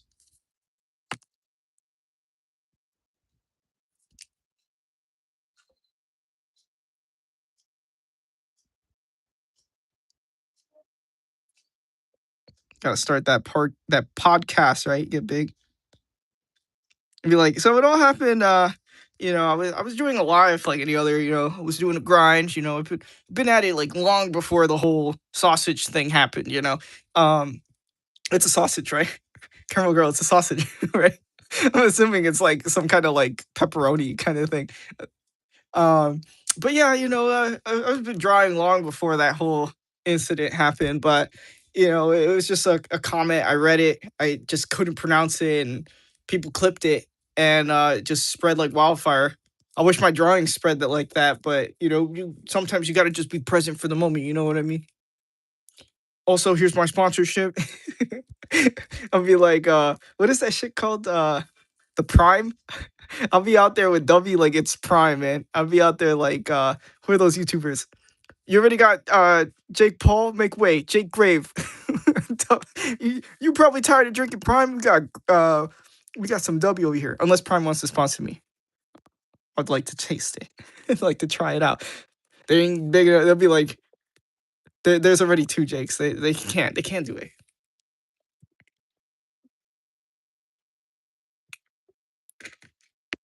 Okay, let me take a sip. Let me read the comments.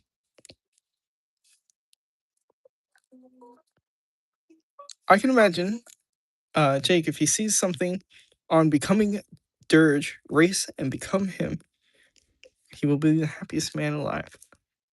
Would that even be like a real costume or just like cosplay? It's Italian food.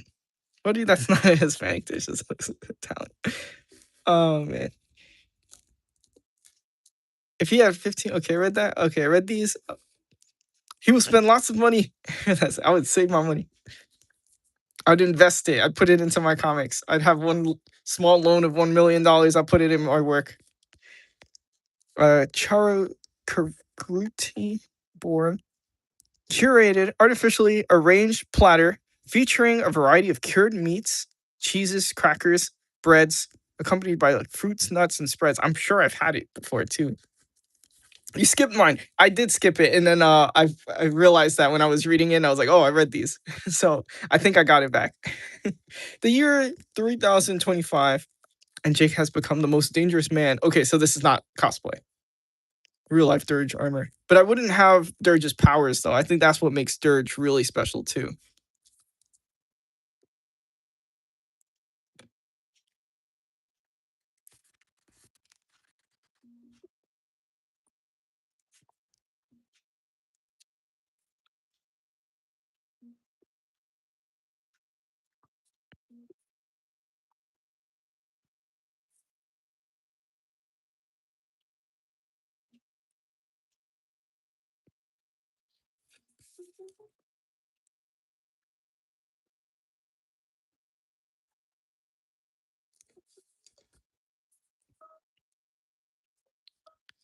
What will you do if you met Dirge? Uh, depends what side I'm on, I guess. If I'm part of the Galactic Republic,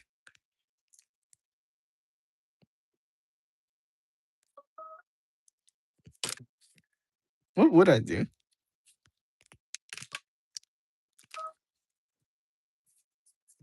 I'm just trying not to get killed, I guess. I feel like you say the wrong thing, you're done. It'd be like you got to go full fanboy. Be like, Dirge, you're always my favorite bounty hunter. Like they did you dirty in the Clone Wars, how they cut you out like that. I never forgot about you. I got an action figure of you.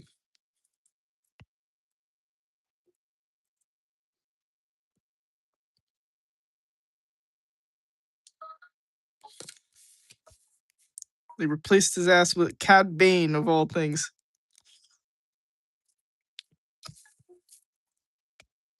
Come here, Hispanic car. Lost that shit years ago.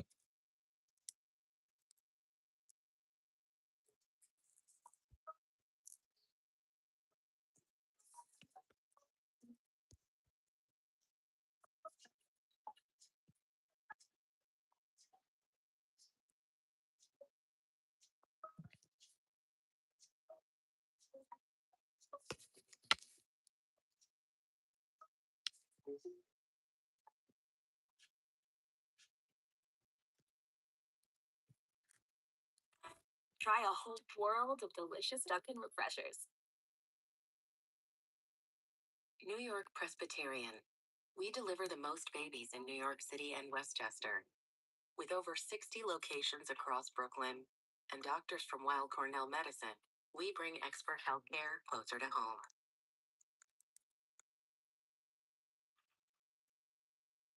No Sabo kid.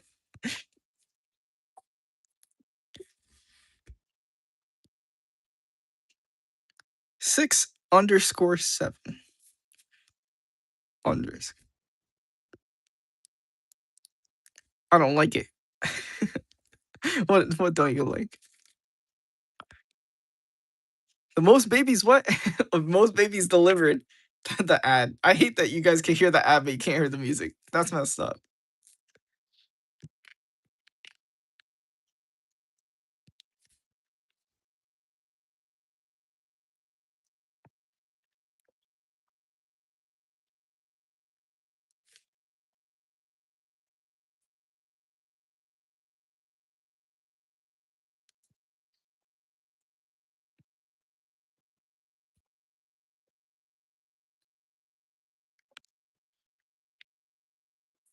Like you got a little cut from the sword.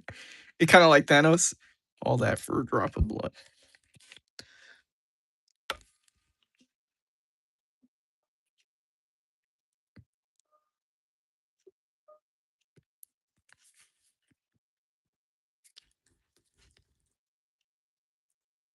I didn't see yours. Hold on, let me go back up. The last thing I saw from you was that's what I was typing. We might be cooked. And I read those.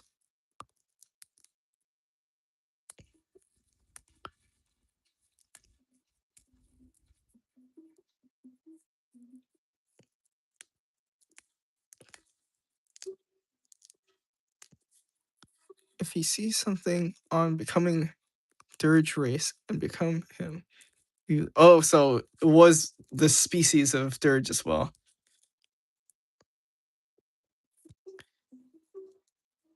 Based on what I told you, how would the Harbinger feel about Fathom being a part of his army? I think he'd be just happy to have like super soldiers, because that's the whole big thing is like super soldiers are really what's going to help out with the numbers game against the Patriots and the US military. But a character like her might be easier to manipulate if he can catch on to what drives her, what makes her move. Hello, Cat's Nightmare, and thank you. I'm glad you like the style.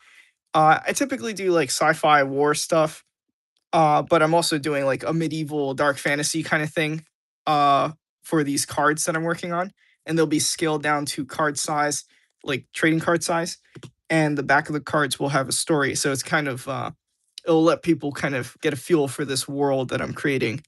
I do comic books. I hope to do a comic book of this series at some point, but for now, I'll settle on cards. It's mainly that I'm just busy with my other comic series. But who knows? Maybe if the cards get big, I got to give the people what they want, and then I'll push that comic series to the forefront. I have a free to read comic series called Nadir Archives. You can read that on the Graveyard Comics Facebook page or on my TikTok in my playlist, Nadir Archives. And it's an anthology series. That one's very sci-fi though. There's like space and stuff like that. Go down a little. It's above the No Sabo kit. Hold on. Above the No Sabo kit. How did you know? Why are you using the force on me? Oh. How did I not see that comment? I'm sorry. I missed it twice. I even went back to look for it and I missed it. I'm sorry about that.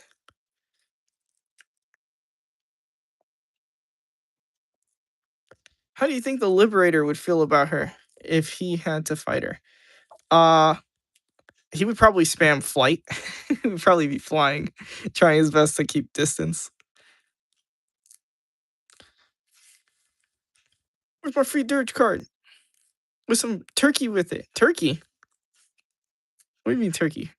Like a slice of turkey? Like sliced turkey? Like, or Thanksgiving turkey? Have you guys had the gobbler? That Thanksgiving festive holiday sandwich from Arby's around Thanksgiving time? I hope they bring it back. That shit was so good. She lulls her enemies in a false sense of security by pretending to be a drowning person in a body of water. That would be unfortunate for anyone trying to save her.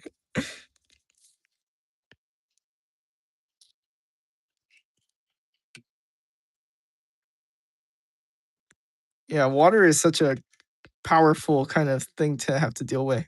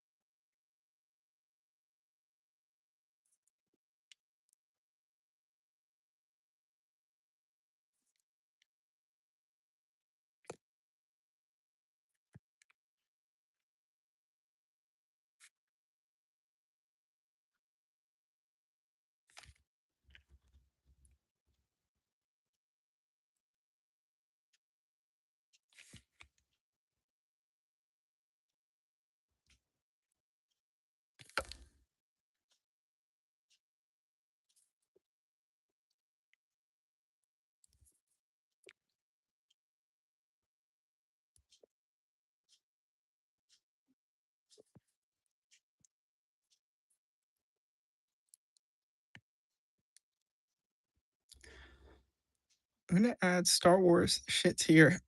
Okay, chill now. Where's my money? Not getting paid enough. I'm in the basement. I wish I had employees.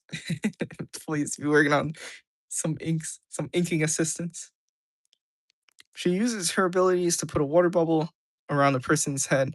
How can you break out of the water bubble thing? Or is that just like death? Like maybe her concentration, you have to like mess up her concentration and she drops the bubble.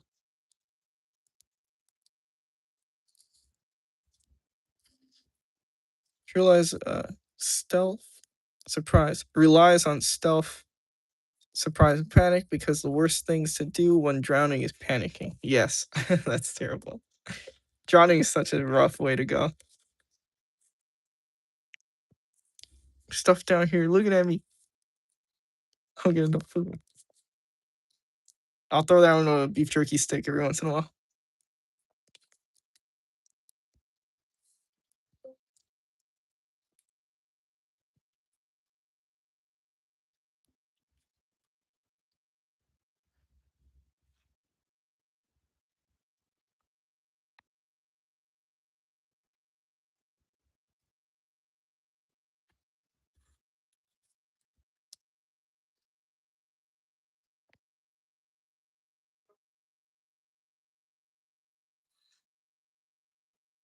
These Lifesavers gummies, X's and O's, just might be my new favorite thing. 5 fun gummy flavors. Like, what more do you need? Endless opportunities for fun. And honestly, no.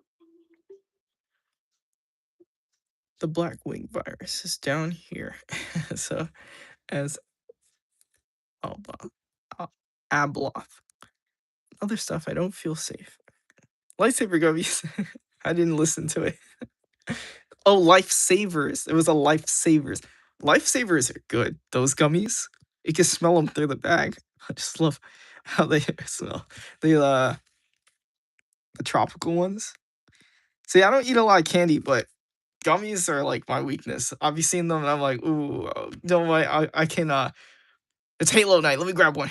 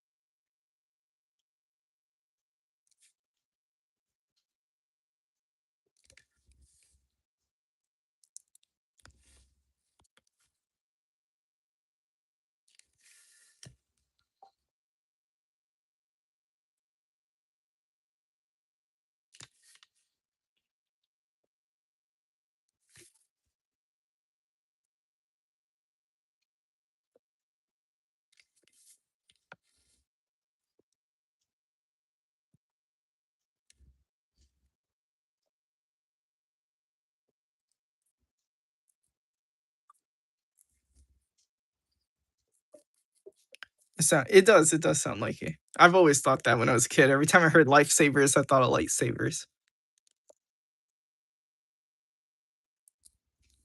So I was like, what the hell?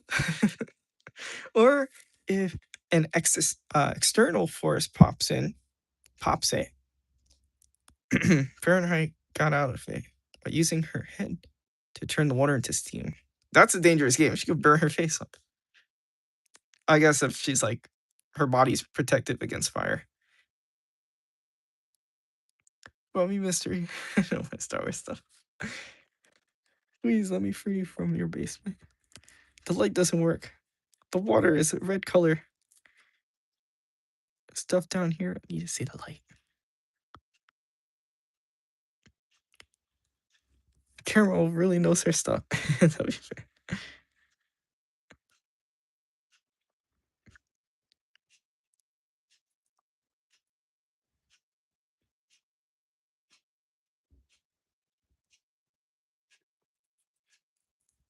Walking grill. Fahrenheit is like a human torch. Just to shine. No light. We don't need that light. What do you need light for? Just wait till the sun comes up.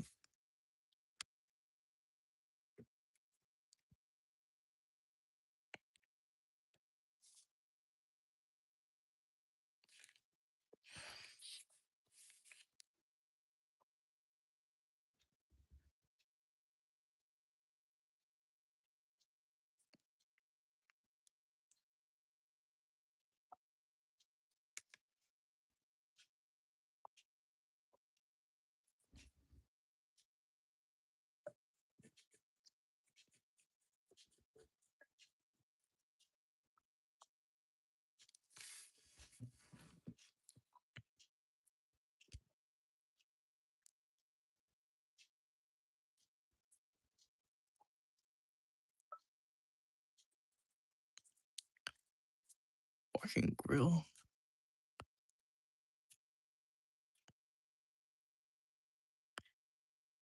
$1 5 hours. $1 every 5 hours. That's crazy. Jokes aside, that's an amazing rate because in the industry, and when you're putting out products and stuff like that, they don't. Well, at least the stuff I've been doing, you don't get paid hourly. You get paid by the product, so it doesn't matter if it took you all day or all week. If they're paying you $5 for something, you're getting $5 for that card.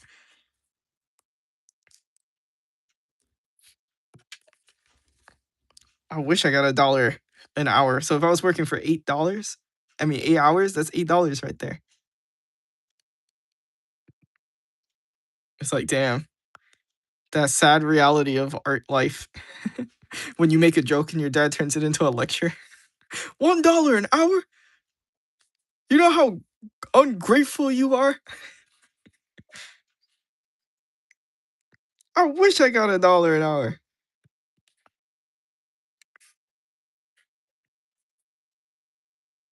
See, that's the problem with this generation. That's the problem with kids these days. Ungrateful kids. $1 an hour.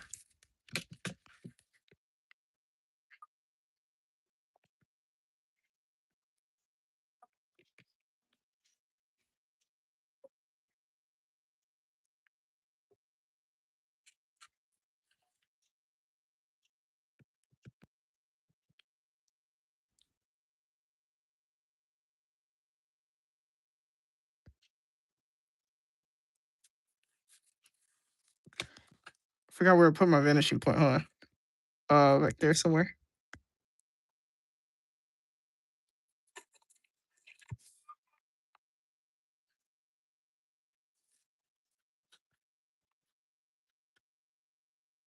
Advil liquid gels are faster and stronger than Tylenol rapid release gels.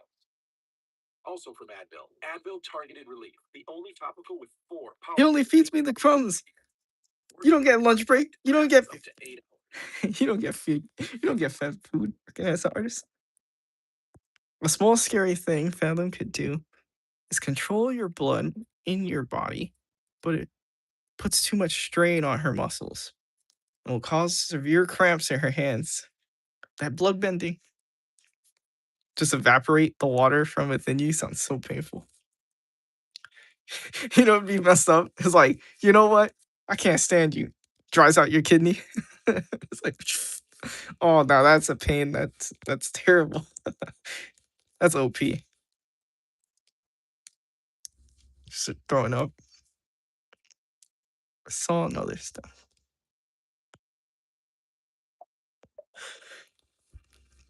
I can't ink no more. My hands hurt.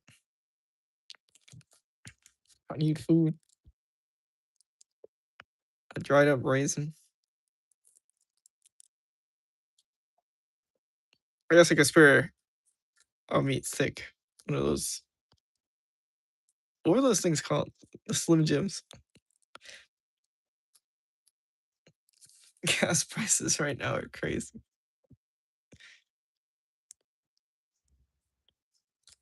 It's like, no joke.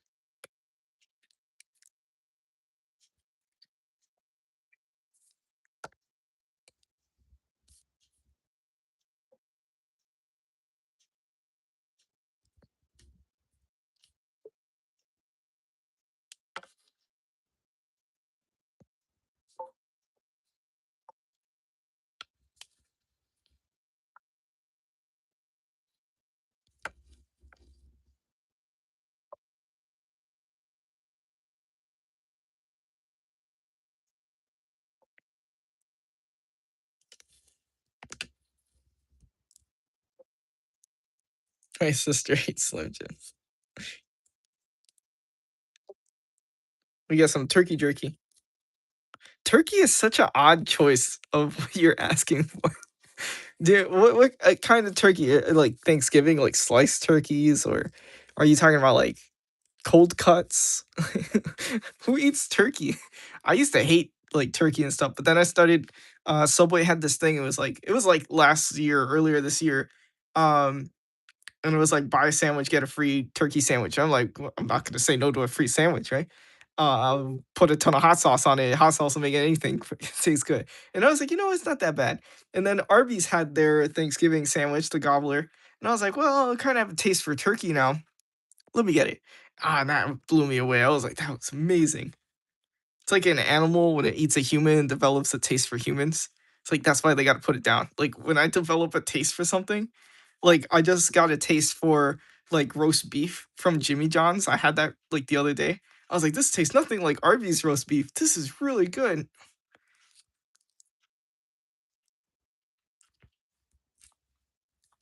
Arby's roast beef's okay.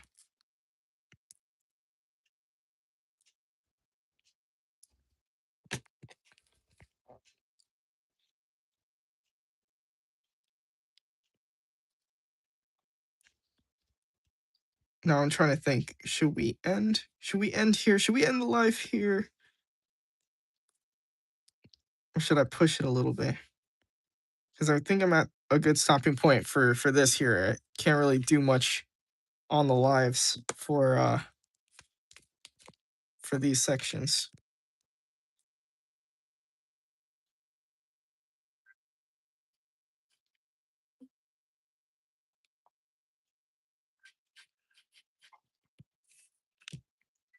Push it. Please push it. I do feel bad that Dave missed yesterday's live, and we had gone for like 2 weeks without a live, and then it'll be like another week before another live. So I guess we could push it a little bit. It could be a little bit longer. Overtime.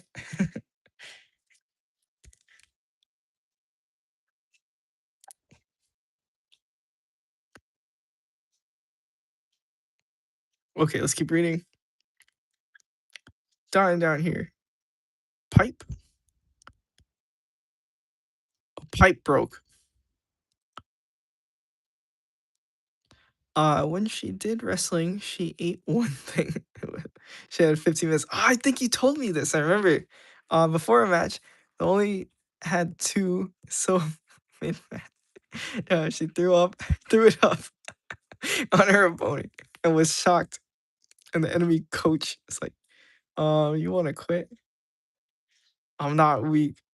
I feel bad for the kid that got thrown up on. That's the kid. So I wasn't asking you. Got thrown up on like a boomer from like Left 4 Dead. Damn.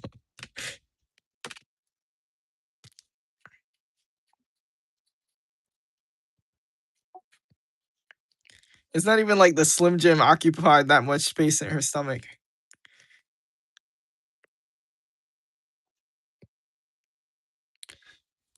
Well, if I'm pushing our live a little bit longer, I'm glad I drank an energy drink. And I'm still drinking it.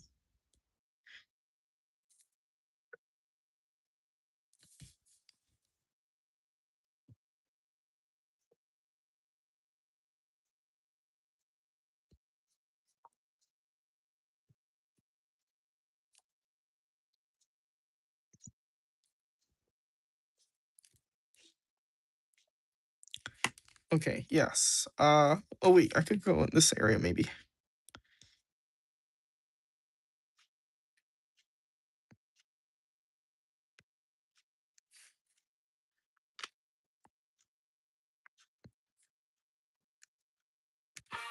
Jeep Compass is your invitation to start doing new Blood. things. Get that blood dripping.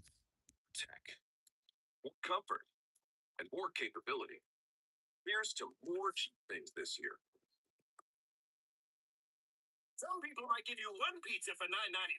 Little Caesars gives you more because more is better. It's Little Caesars more for $9.99 menu. Get two of your faves for only $9.99. The more for $9.99 menu for a good time. Pizza.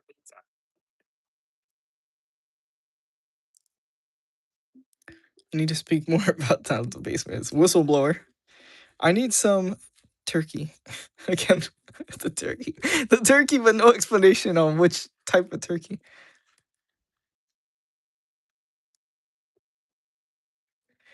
I need to see the light. I need stuff. My body's hurting. My hands are bleeding. Sucker for some Slim Jims and beef jerky, but I remember to drink water with them. Yeah, that's smart. And I always try to drink water too, but yeah, that's extra smart to be having that. When I drink like the creatine, I know that like dehydrates you. So I always make sure I have like water nearby when I'm drinking that too. So I'll be like chasing it with water.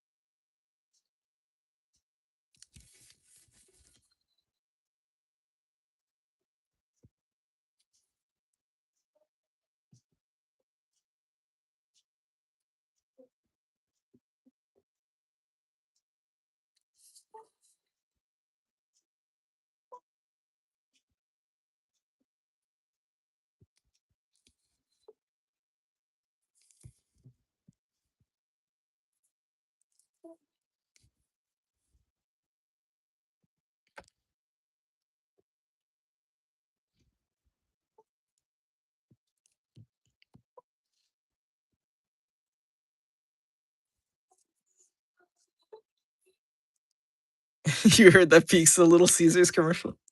Pizza, pizza. I don't think there's any Little Caesars near me, sadly. I'd like it though. I have had Little Caesars. It's been years since I've had Little Caesars. Pay me for 25 cents. Goodbye, Kermo Girl. Thank you for dropping by. Get ready for Mother's Day. Do I have any mothers in our chat? I don't think we do. Happy Mother's Day to anyone who's listening.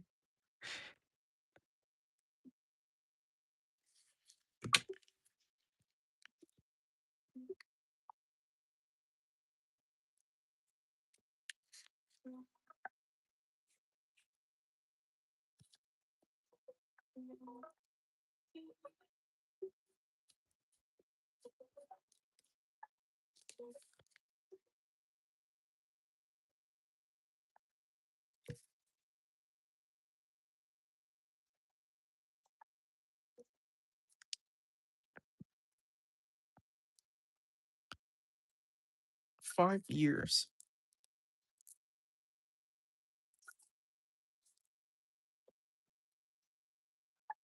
What's crazy is when I think you said 5 years, I was thinking about like what was 5 years ago? 2021. It's not even 2020. 2020 was over 5 years ago.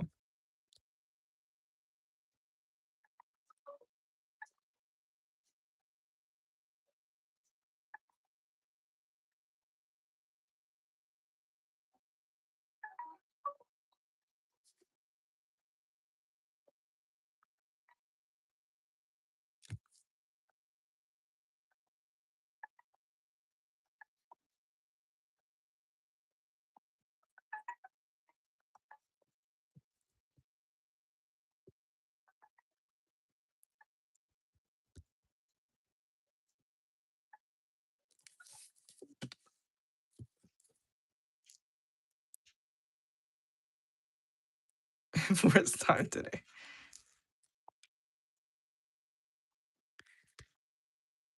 Which one? Which was the rat dancing in the corner? Oh, I did miss that one. I didn't see that one. I'm wondering if it's because I have like the text over the artwork when I'm reading it. Oh, and also when I bring it down, I think it's like it's at the top here. It's like kind of where it ends the chat. So I think when I do that, I probably think I see it. That's probably how it's like getting cut off. Not cut off, but you know what I mean. If I had to guess.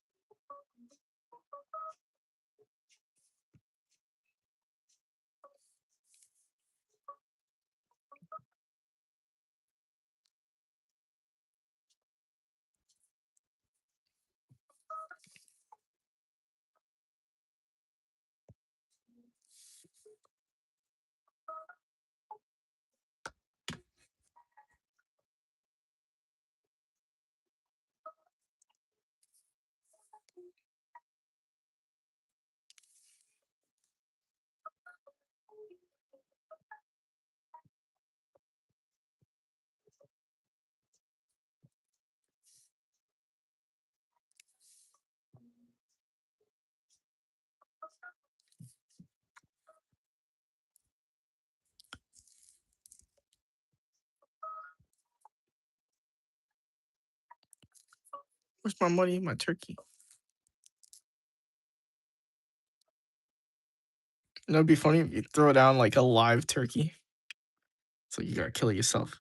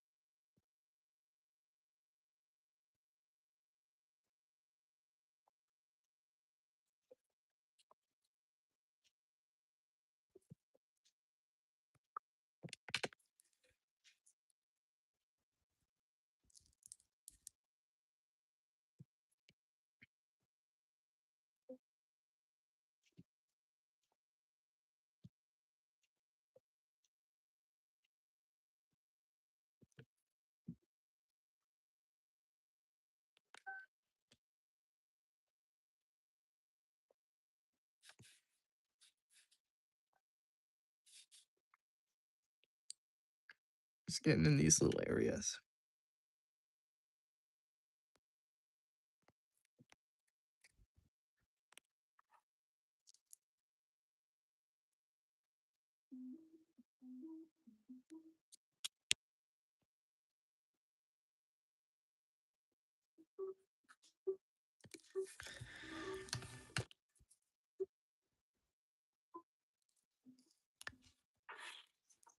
What is in a box? Supposed to kill a turkey with the Death Star. How is the whole Death Star in there?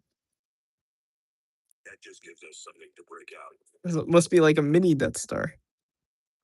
One of those training orb things.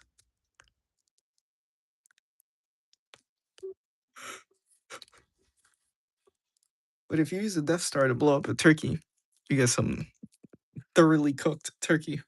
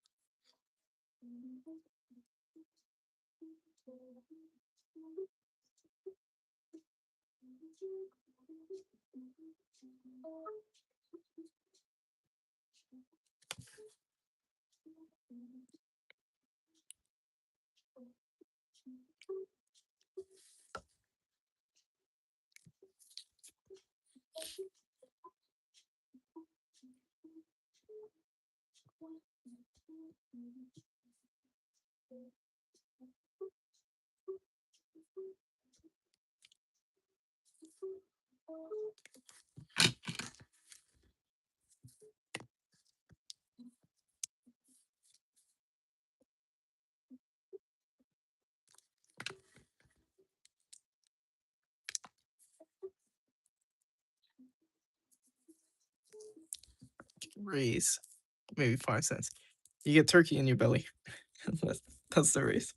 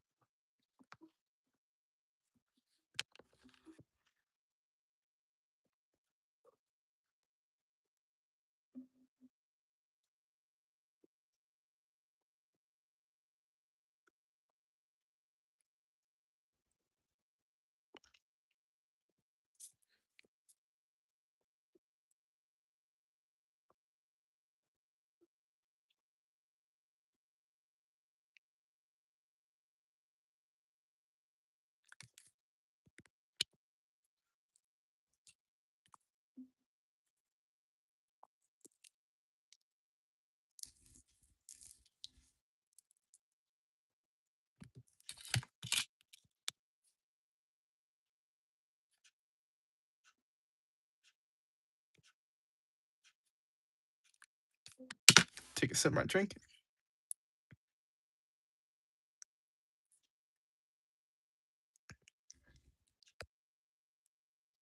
Am I the only one watching? I guess people were probably going to bed. We went a little bit longer today, so maybe we're people dropping off maybe. But I think it was on time today's live. So we got a nice juicy live today. And I am at a good stopping point too. For the live anyway. The things I have to work on are kind of like little things in the background. But I am glad I got to at least get some progress on most of this is pretty much in.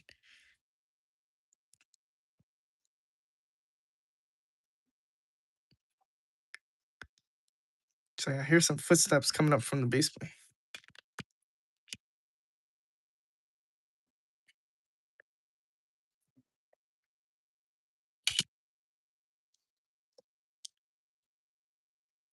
Do a little bit on the orc.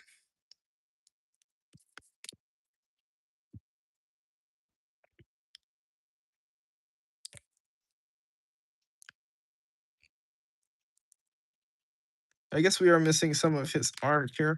Oops, my pen. Guess we can do some of that arm.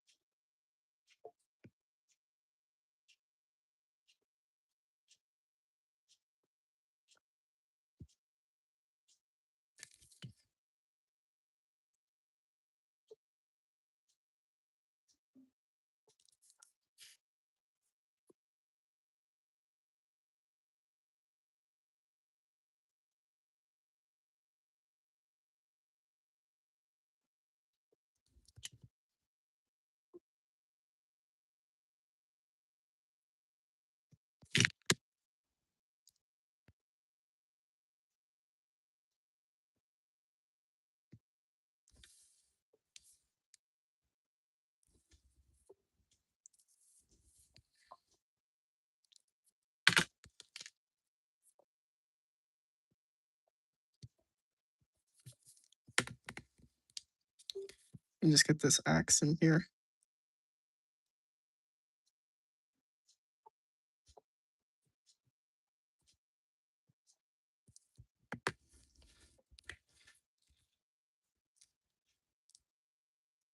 I like these lives. I love this channel. It's not one of those crash grabs. I appreciate that. Even though, I am trying to sell my comics and cards and stuff like that.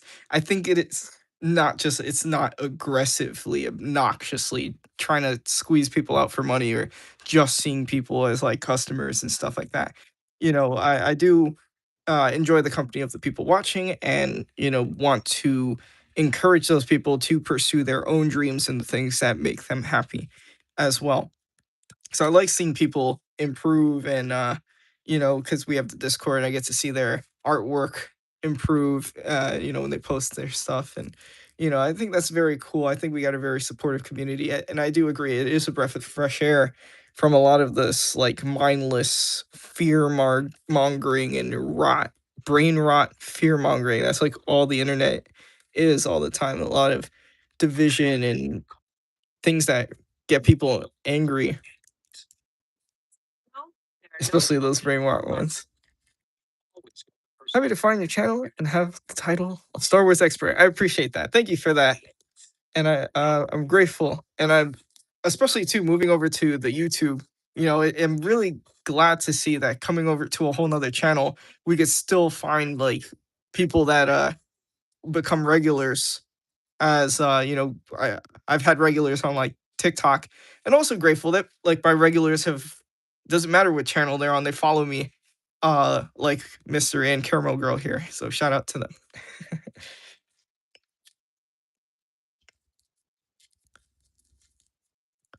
And thank you, Mystery. I appreciate that. I have improved. There are things I'm still improving at.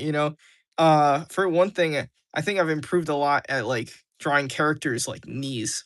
Like I got to hide behind knee pads and armor and stuff like that. So, it wasn't that noticeable, which was good. I could keep the comics rolling. And they were serviceable knees. They don't have to be perfect, but I want them to be. And so I've gotten a lot better at it. And I'm happy to say that all my characters are going forward with some knee surgery, and they will all look a lot better going with future drawings and stuff like that.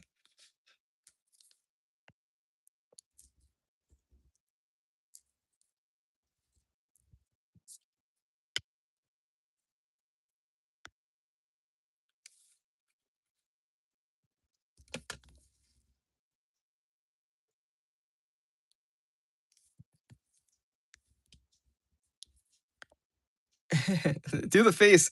Oh, that's what you're saying. It's just hard to get details that small on camera because I have to like put my face like up to it. But let me see. Let me pick this up. You guys can look at this one while I work on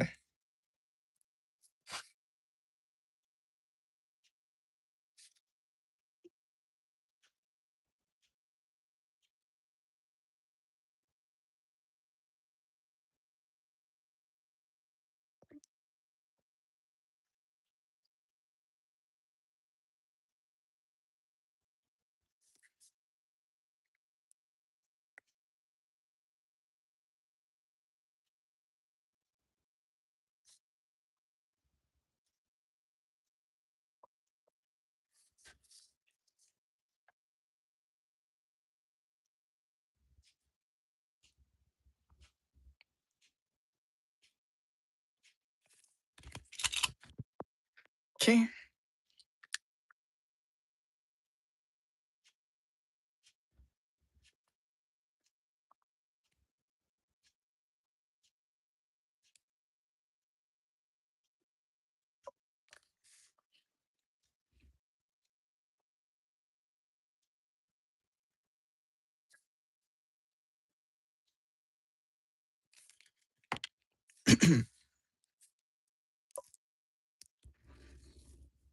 Hello, Kaylee. Long time no speak. She came. Yeah, we were wrapping up. We were kind of going on for a little bit. As you can see, we got a lot of ink in here. We had some interesting topics of conversation. Lots of progress. I'm really happy to see this kind of coming together.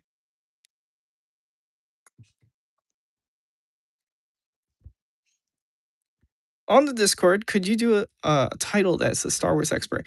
I am doing the titles. I'm trying not to have too many that kind of, then people don't know what it is for or whatever.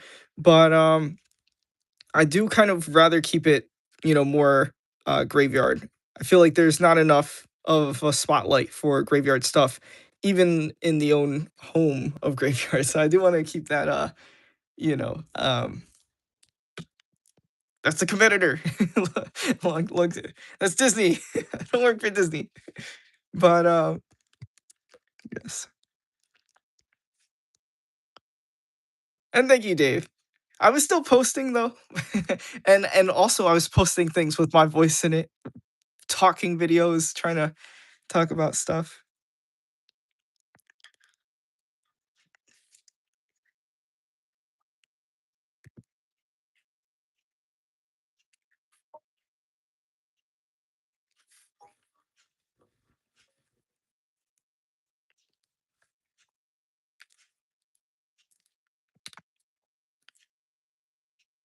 And I'm grateful to hear that, Dave. Yeah, we have our little community of people. Everyone's very kind. We don't have any fights going on. Take a sip of my drink.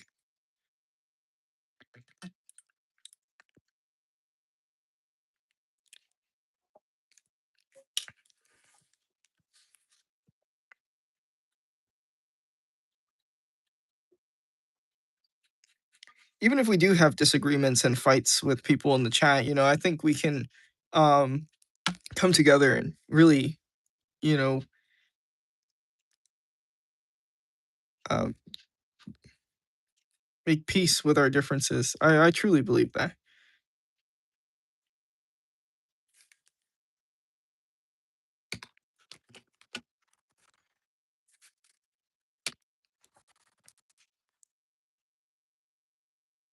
It feels weird to be in a calm chat like this. You mean from like other channels? The art community in TikTok is so chaotic and mean sometimes. I wish I'll bring someone on here. I wish they had some mean people in the chat. I'll drag them. Maybe I'm just old. Nobody wants to fight with me. Or maybe they're scared I'm gonna be like, hold on. Let me look at your channel real quick. Let me see your art. No, no, wait. No. I'd be like, yes, thank you for blowing up the chat, the pushing the algorithm.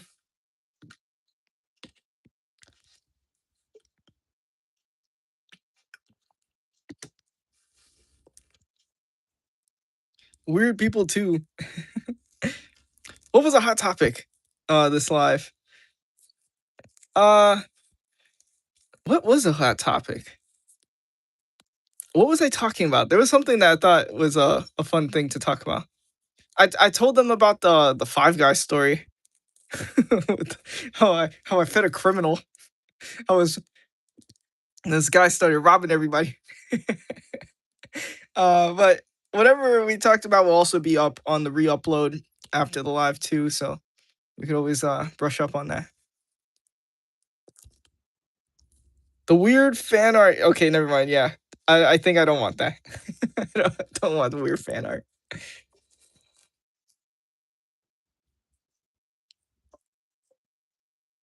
Someone's threatened me on live chat. I would laugh. I would laugh if someone threatened me. I'm like, y'all actually still doing death threats? Wait till Sunday night, cause I don't want to work on Monday. I'll be like, do it then. Come do it then. I then shut up. That would be me. That would be me the whole time.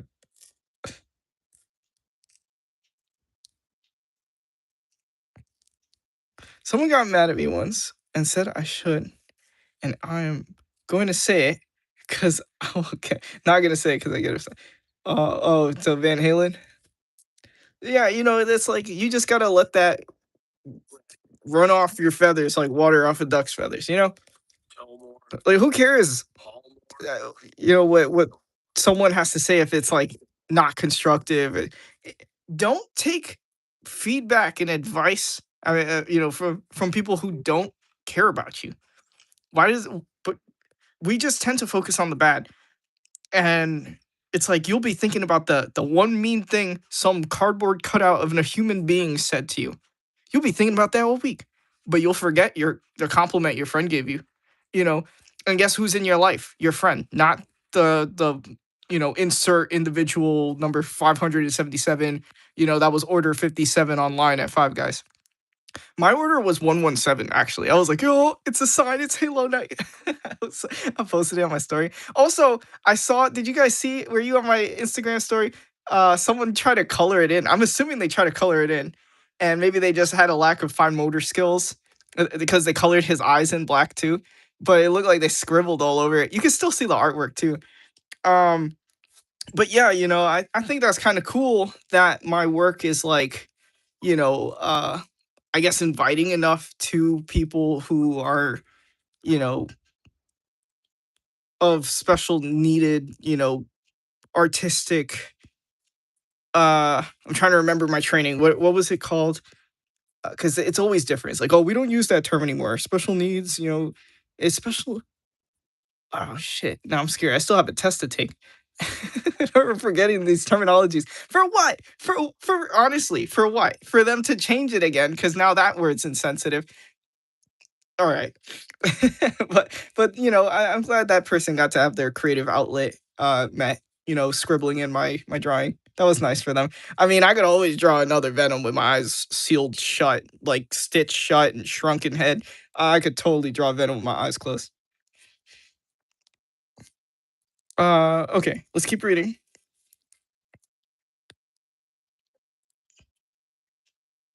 Since I mod everywhere, I just block weird people. Mystery just got mod status everywhere. I just ignore them. Like, who is this? Who is this? I'm gonna uncensor you. Damn lazy not to say it up to someone. just act normal and get mad. I guess it depends on the people.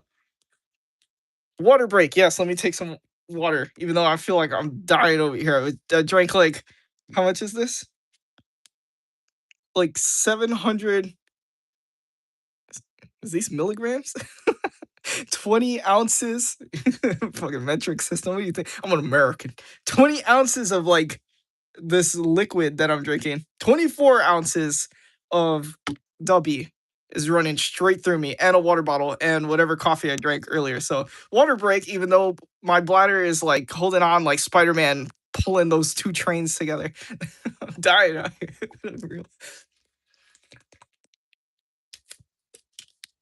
Does AI have to suffer like that? Nope. The human condition, boy. I'm suffering. True human suffering. We work through pain.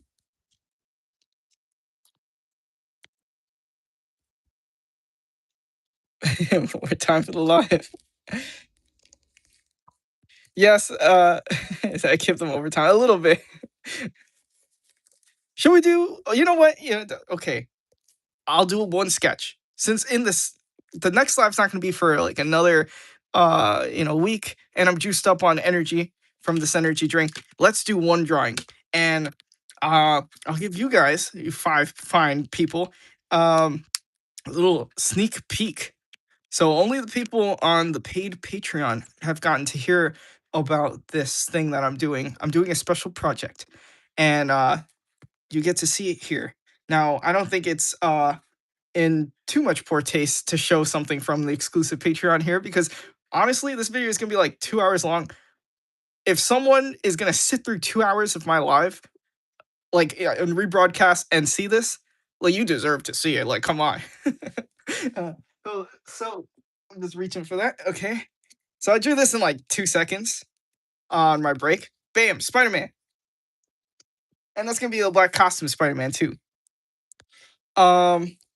So I think what I'll do is I'll draw one more card for you guys, and I'll do it real quick. And this next project that I'm doing will be things that are not Graveyard Comics stuff. I mean, they can be, but they can be things like Marvel, so more popular characters. And I was thinking of doing that on next week's live. So a little sneak peek, early access a little bit. And who knows, maybe that'll bring in more views and stuff too, because people are going to be scrolling and, be like, it's Spider-Man. And they'll stick around. I'm going to get followed by Marvel Fan 117, MCU Lover 333. It's great. Yeah, Star Wars. I do want to add some Star Wars in there. But the goal of this stuff has to be like super quick. Like I can't spend that much time on them. So I will be right back. I noticed that YouTube has a mute button that I don't think TikTok has on the lives. And if TikTok does, it's not so readily accessible. It's a shame I can't raise the volume. So I'm going to pray to God that this mute button works. So I will be running real quick. I'll be right back. Give me 1 second.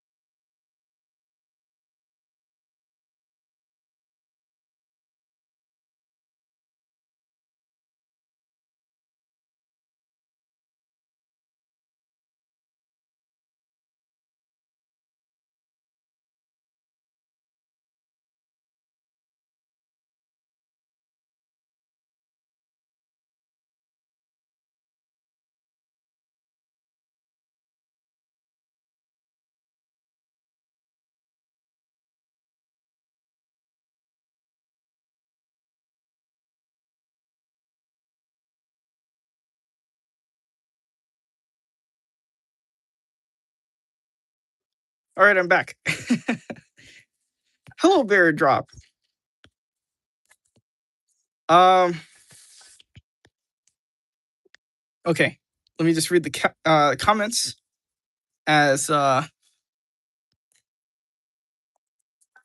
me just catch up here.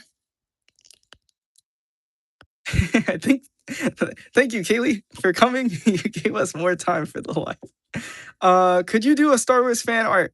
It's like a little drawing or a ship. You know what? Fine, Dave. I'll do something real quick. And then I'll do the next thing I was about to do. Cause okay, we just gave some time. Not graveyard comic out here. It's not gonna be a comic project. It's gonna be more card stuff. As a random person who stumbled upon this stream, I love the secret Patreon stuff. Thank you, random. How do you know about the Patreon? How do you know about the Patreon? Uh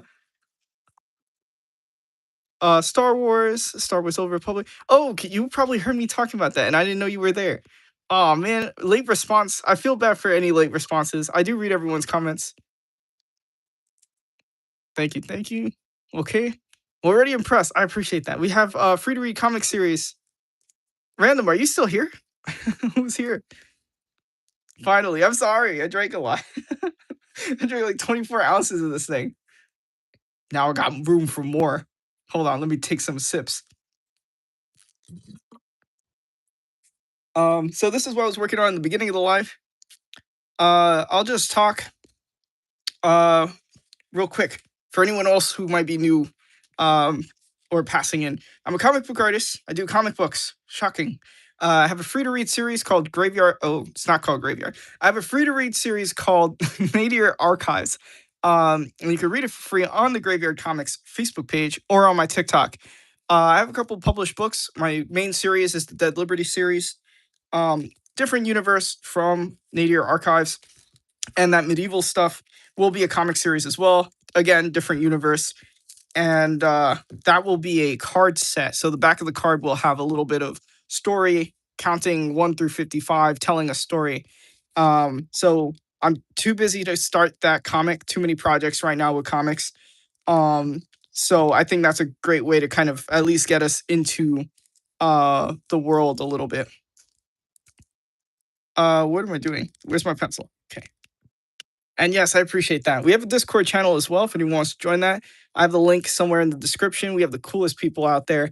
You can post your own artwork in the general art channel and get updates on my projects, my work when I go live. Lately, I've been going live on the weekends because I work during the week. Sometimes, like when I get called, but oftentimes, yes. And also college, wrapping up college. Yes, water. I need water. More water. Betty brings bold breaking news. Betty brings bold breaking news. Betty bring. Oh, was that the one you taught me? Clap the cheesy. You know what I want to draw from Star Wars? Probably a lesser known thing.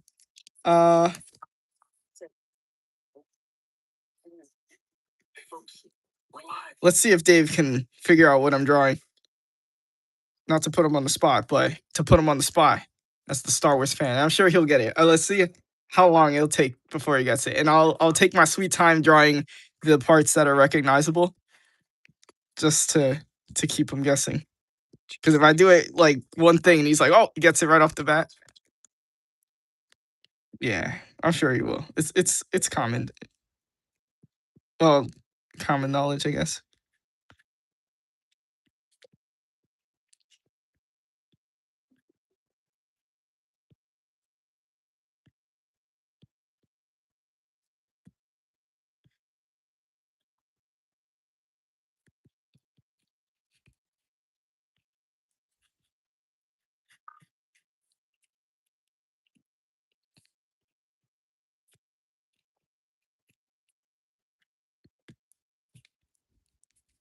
Hello, Apex. Darth Revan or Darth Vader? No. Yes, you need more details.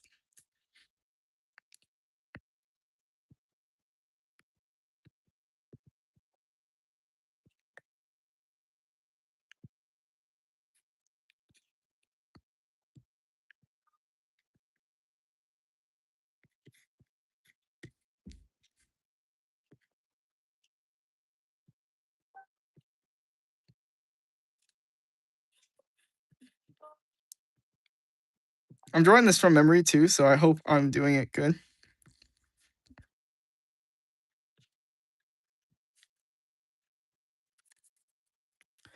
Lord Sidious. Coconut VR.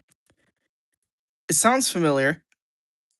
Tell me a conversation we may have had, and I'll probably remember. It'll kickstart my memory. I haven't been live in like 2 weeks. No, not Lord Sidious.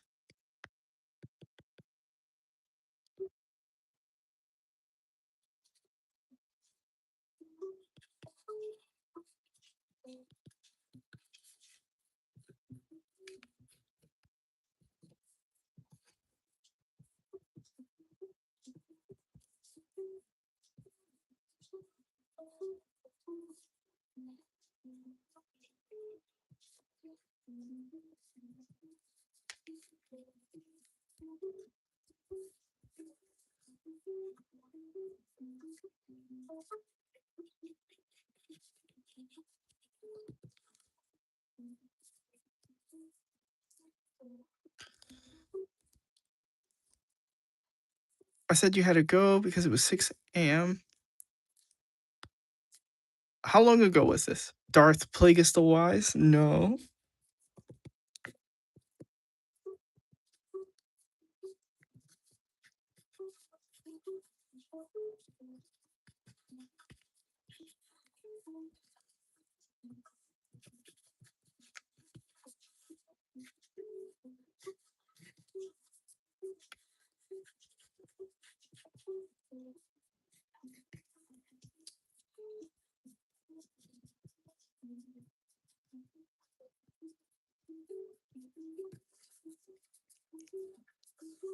Oh, thank you, Mystery. I'm glad you like it.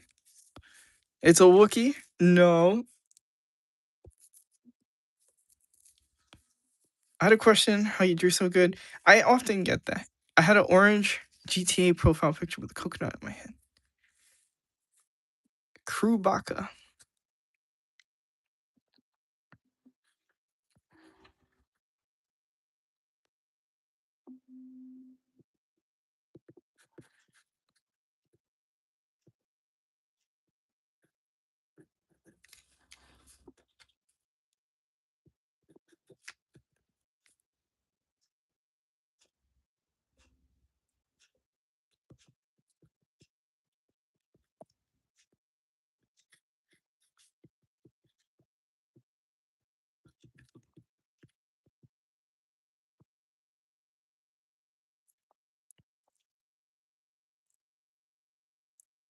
I'm sorry to hear you lost your account.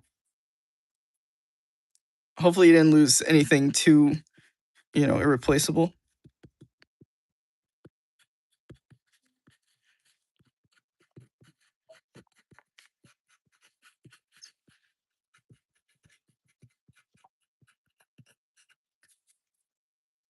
Give me a hint. The drawing, every second that goes by is a hint.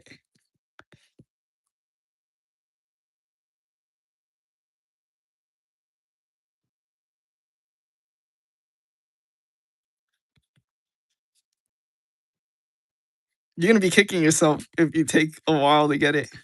If I finish it and you don't get it, you're gonna be mad. You're gonna be like, damn.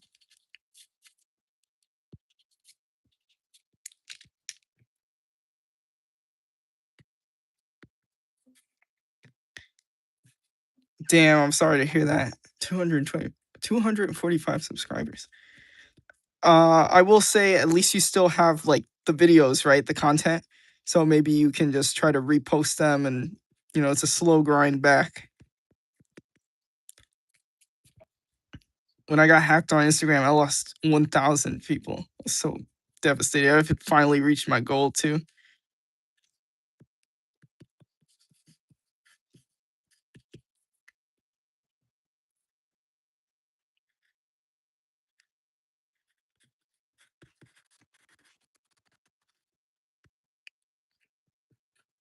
There's one part I haven't put on yet that I know if I put it on, they will get it too quick. So I like watching him struggle right now. It's pretty funny. So I'm taking my sweet time on that.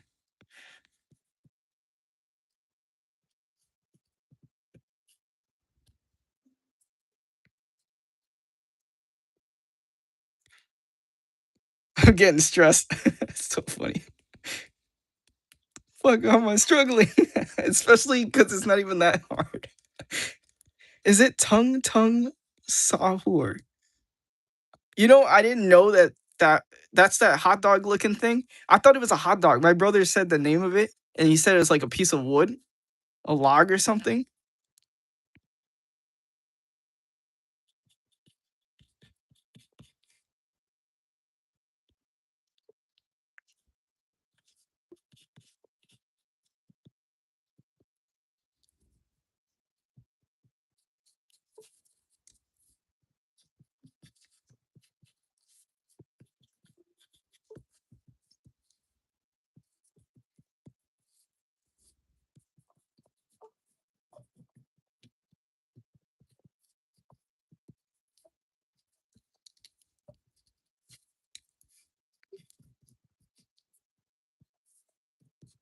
I feel like we're playing Hangman.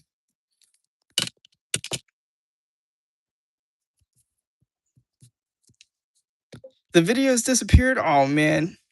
I hope you have saved them like somewhere else, but it sounds like you didn't. I love drawing. I drew Jesus. That's really great too, you know, using your gifts to give glory to God. That's admirable. You got this, Dave. Random being supportive. Someone else might come in and swoop in and say it. That would be so messed up and funny at the same time.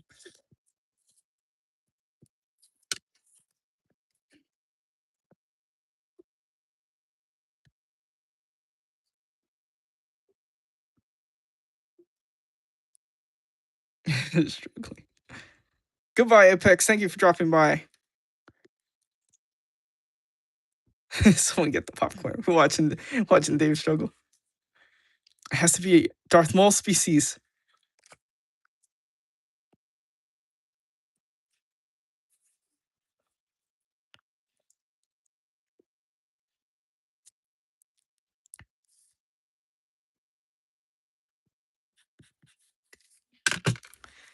Maybe once I get more work on the face, let's get some work in the face.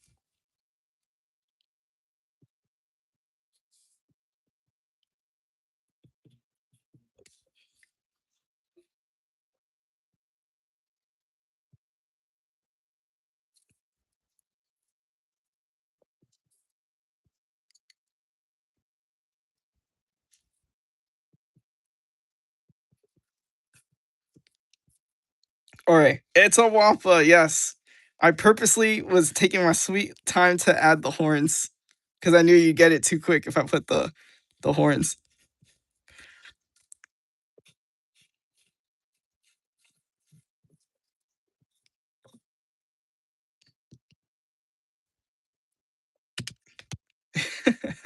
Good fact. He got it. He got it before I put the horns. If I put the horns and that's what it took, then I'd be like, nah, it took too long. I wanted to make sure he got it before I put the horns.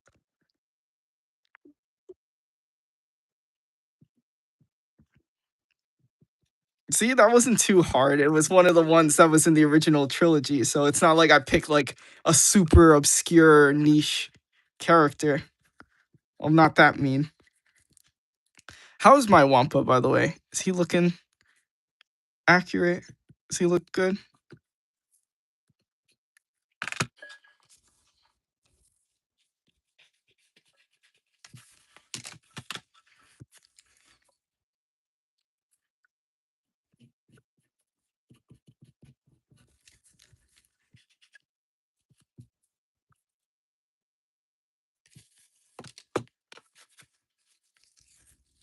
Struggle a little.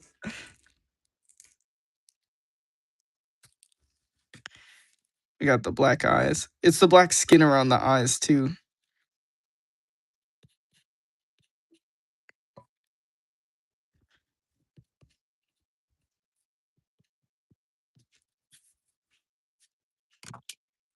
I think he's done. Trust, I never struggle. It is cute. I always love the Wampa. It kind of looks like a little fluffy dog. He looks like one of those crusty white dogs in a Hispanic household.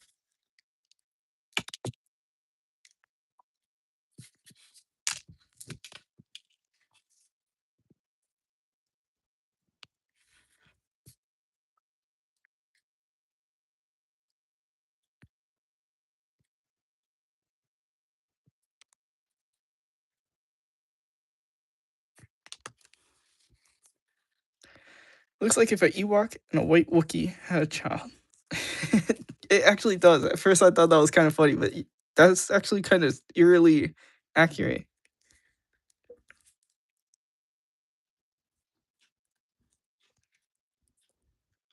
Let me get some more of the mouth showing.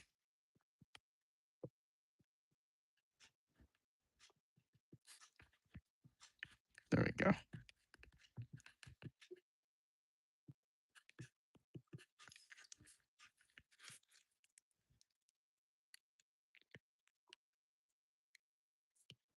Jake from State Farm. What does he even look like? Which one? There's two of them. This is getting out of hand.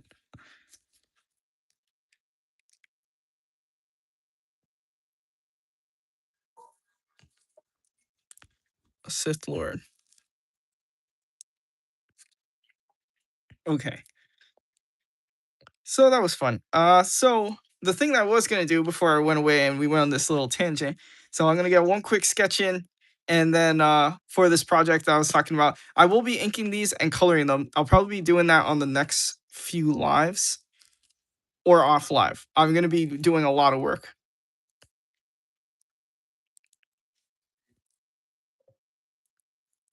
There's two. Of course. You didn't know there was two? Oh man, I'm old. There was the original. When Jake from State Farm became a thing, everyone was like, "Who are you? You're not Jake." Okay. So let me grab my card. You grow your small business. We cannot stop your new clients from emailing you at 3 a.m. We can help you sell, market, and hire in one place. We cannot help you be in 3 places at once. And while we can't help you organize your calendar, LinkedIn can help you land more clients. Thanks for all the struggles I had. God. Into it is just thinking. I'm glad it wasn't too easy, right? You got to get it as it went on. And I think that Wampa came out pretty good. Maybe I'll ink that, turn that into a TikTok video. Okay. Or YouTube video while we're here. We'll call it a YouTube video. Okay. I thought the second one was new. No, there's three of us.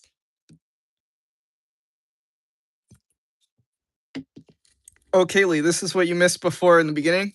Minion was asking how we draw something that looks like it's in motion, like not that it's in motion, like an action for a speedy humanoid creature.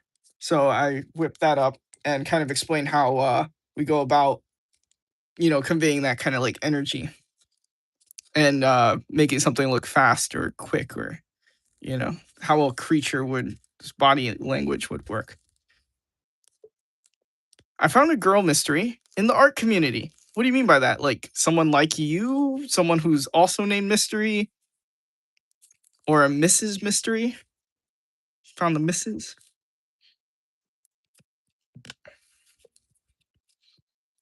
Uh, Okay, for the live, let's get them in. Another. Let's stick with Marvel for this.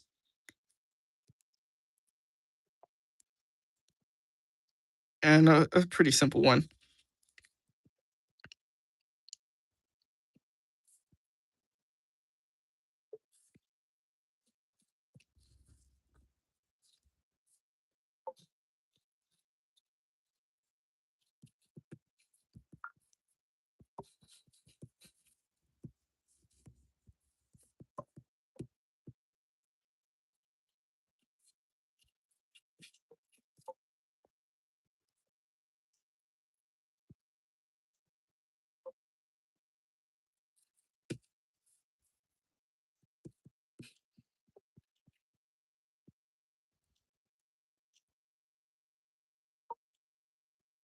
I'll read the chat in a second. I'm just trying to get the pencils in.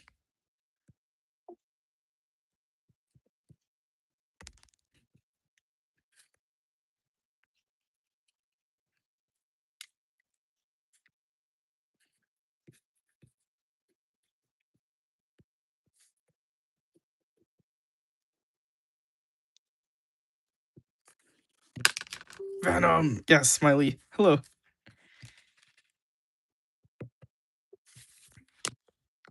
One of my specialties. And here is the first in this set that I'm working on. So I'll be inking that maybe off camera, maybe on a live. These will be colored as well.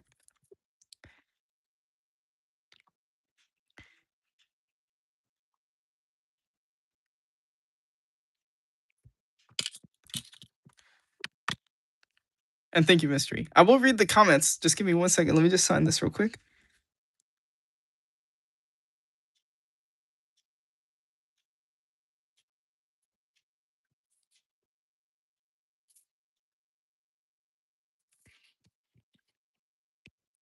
So when I was saying I could draw Venom real quick, I wasn't kidding.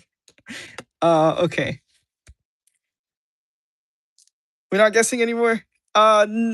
No, this was just a thing that I had to do. I just paused to do a Star Wars drawing because Dave said to do a quick sketch, a quick Star Wars sketch, and I felt bad. And I was like, you know what? Let me do a quick. I could probably do something fast. What's an easy thing?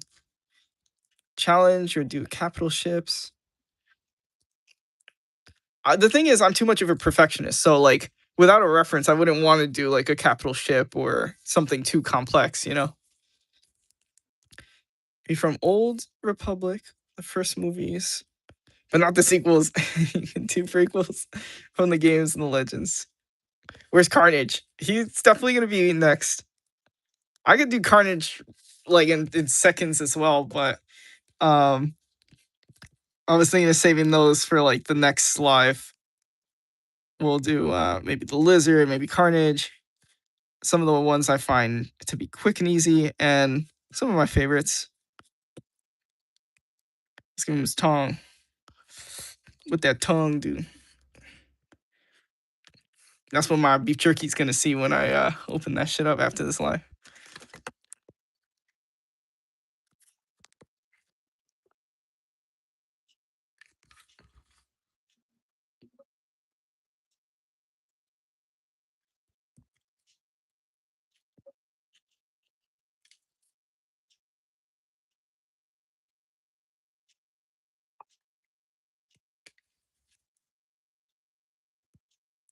And I'll fix up the teeth when I ink it, so I don't have to draw them twice.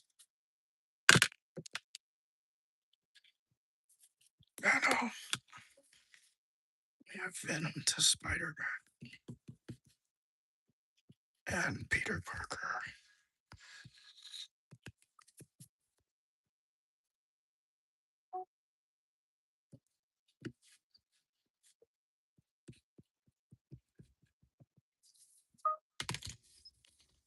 Let's get some of that Wario kind of, crazy eyes that he got.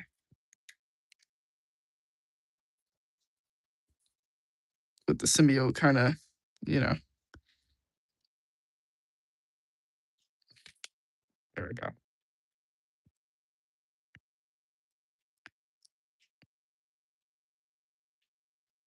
I have my struggles, but it's fun. I think that's part of the fun, if it's too easy, Where's the fun in the challenge? I purposely made it challenging for you. I knew I had every, you know, faith that I knew you could do it if I added those horns. So I purposely waited that to do that. When you said Wookiee, I was like, oh, he's gonna get it. Cause like, how many furry Wookiee like things are there? There's the Wookiee, there's the Wampa, and the Ewoks.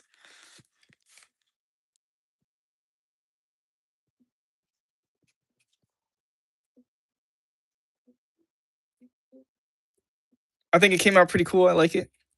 That's what almost 30 years of drawing Venom will do you. Damn, I'm old. Okay. How rude. Do you color your art? Cats. Sometimes. For these, I will be coloring them. For the covers I work on with Dynamite Comics and the sketch cards I work on with Dynamite Comics, yes, I have to color those. I have recently gotten into alcohol markers, and I love them so much. They're amazing. I just bought 2 today. I was at what was this thing called? Home Goods, and I found some for like $9.99. So they were really great. Where here I did a quick sketch. Took me like 10 seconds, and then I colored it to test out the markers. So I'm really happy with that. Typically, as far as my professional work for my own stuff, um, I digitally color my things. Like for my covers of my books, I digitally color. Um, for Dynamite Comics, which is professional work, since I'm working on the actual card and the actual cover, that's original artwork. I have to color directly on it, so I'm using my markers for that. But yeah, if you look at my page on YouTube right here, if you look at some of the recent stuff I've done, you'll see a lot of color. Because lately, a lot of the stuff I've been posting has been my work with Dynamite Comics. My number one favorite live, I had a challenge. And plus, the person doing the live challenged me. Yes, I worked to your skill sets.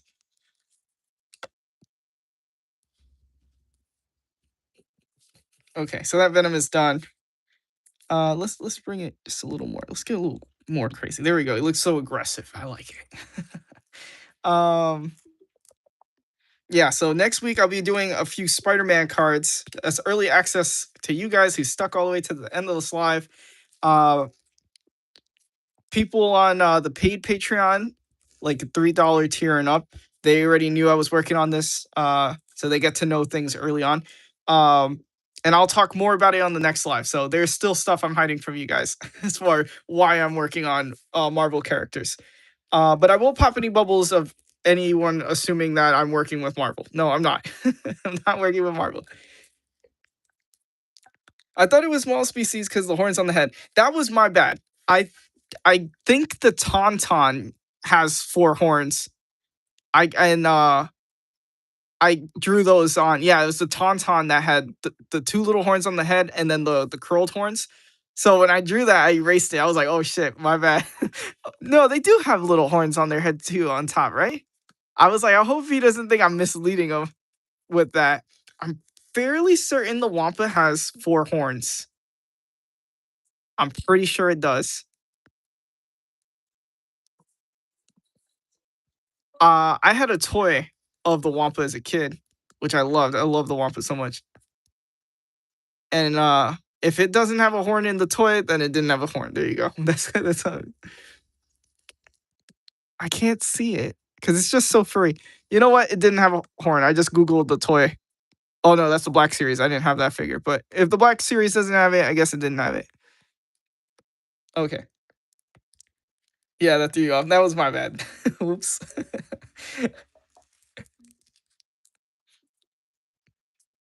Alrighty, guys. So it is time to go. I will say, just wrapping us up, some fun drawings today. I'm a machine. I'm a machine of drawing. Drew that Venom today. I drew this today. Drew the Wampa. I'll ink that maybe. I really like how the Wampa came out. I'll turn that into a TikTok video. So I'll ink that up and turn that into a Wampa. Inked Wampa. Got some progress, much more progress on our card here. So I will also be coloring this card set. So Kat was asking about color. I will be digitally coloring these and scaling them down to standard trading card size. Also, the sketch cards that can come in the bag, if you are lucky and get a sketch card, that I will be coloring as well. But there'll be other chase stuff too, like a magnet card, a metal card. There's other cool things that you can probably get. But I'm not up to that. I have a long way to go. I have like 55 cards to draw, and then I have to design all the packaging and stuff. It's and then I'm working on multiple projects. I'm working on the comics, the free to read stuff, things with Dynamite Comics, school. Although school's almost done. I'm working on my final. So my last project of school. And then I have a big ass test to take that I'm shitting bricks over. I'm scared. Thank you, Mystery. And of course, thank you for watching the live. What is the live without you guys here? Just me drawing with the camera off. That's basically what it is. I was about to end it at some point, but then we got a second win towards the end. So special thanks to Kaylee for rejuvenating the live as well. I had my fun with the challenge. I'm glad that you liked it. I know you're really big into Star Wars, and I am too. And you were here for like the whole live. It was like the least I could do is just whip up a quick Star Wars sketch, So, with all that, let's just put some of the stuff away. I would put my goodbye music, but I know you guys can't hear the music. Thank you, YouTube, for that. That's great. I'm not gonna sing, so we'll just have to go in silence. Alrighty. If I ever do another live, and if you join, I'll give you a Star Wars challenge. For like drawing Star Wars challenge. Okay, let me take my sip of my drinks, and then we'll wrap this up out of here. Real 5-star reviews performed by real kids. Close this ad.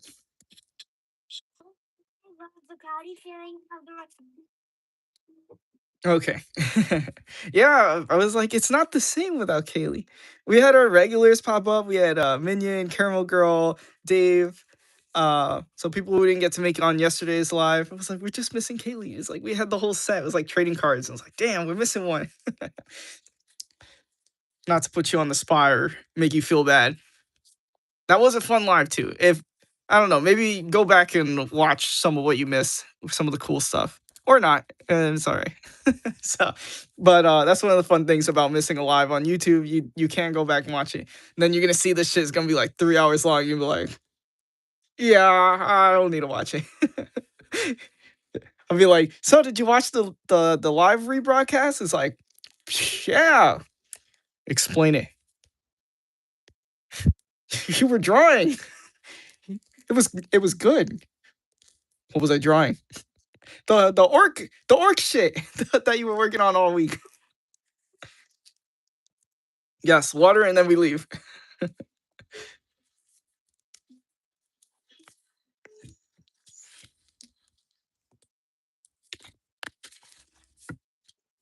All right, guys. So as always, thank you so much for watching the videos, hanging out. I drank a energy drink, a W, and I felt like it was just one live this week, so I was like, well, no, I was live yesterday, but back from being gone for like 2 weeks, I was like, you know what, I want to be energetic. I want to bring the energy, and I don't know. I think maybe you guys could speak for yourselves, but I think maybe you like it more when I'm a little more energetic than when I'm like tired and like a working man. Come home and everyone I'll be, tired, and then just me complaining about how tired I am and just low energy. So, I'll give myself a heart attack if you guys want. I'll keep drinking my energy drinks and come back like wired, No, I'm kidding. but I think it's more fun if I'm a little more energetic, But yeah, energy or not, you guys make the lives. You being here, giving someone to talk to instead of me just explaining the same thing over and over and drawing process. So I appreciate you guys watching. I am ending the live, so any last words, get them in now. Because once I say goodbye, I don't mess up my thing. So someone will be like, wait, I'm like, I'm sorry, little one. Because I see the comment. I just can't respond. After I say bye, I'm not jumping back in. So I feel bad. I see it. I'm just like, I'm sorry. Kill switch. Okay. And thank you, Mystery. A mystery was there. I've accidentally left you out of my little trading card lineup. My bad. No hard feelings. We haven't. Okay. Okay. Good night. Yes. Get ready for the challenge. Okay. Okay. All right. It's gonna be a really hard challenge. Oh boy. I'm not gonna say what I struggle with because then you're probably gonna end up adding that. Um. But yeah. So with all that, thank you so much for watching the videos, reading the comics. Reading the comics. For anyone who's picking up these cards in the future when they're out, thank you for that. Shout out to the patrons. I want to start doing that.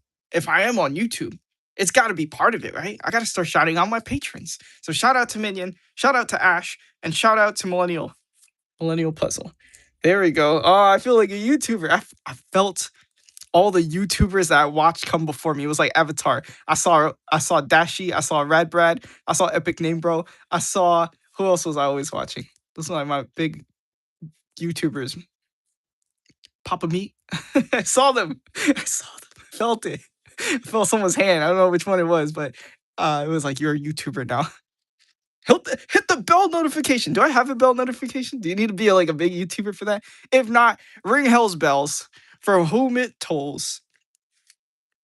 Welcome back, Silly. You came back in time to be able to see me say goodbye. So you got to say goodbye. Hi and bye. Alrighty. So with my long-winded goodbyes, it is such a I know, I'm sorry. I'm gonna keep it going. I'm gonna end this live. I just wanted to talk about how eating Reese's Pieces tastes really good. No, I'm kidding. Anyone watches Rob Life, you'll get that. Anyways, wait. Okay, what are we saying? Wait. Say wait before I say bye. Because like I said, once I say bye, I'm gone. I'm out of here. Elvis has left the building. Sing me to I can't swing. I can't sing. I can't even say the word sing. I'm sorry. Alrighty. So with all that, I'll let you look at this while you leave. No, let's end on the Wampa. You can look at the Wampa while we leave, which is really funny because it looks like those are his legs. Let's zoom in. All right. Goodbye, Silly. So probably go live next week, hopefully. I hope. I really do.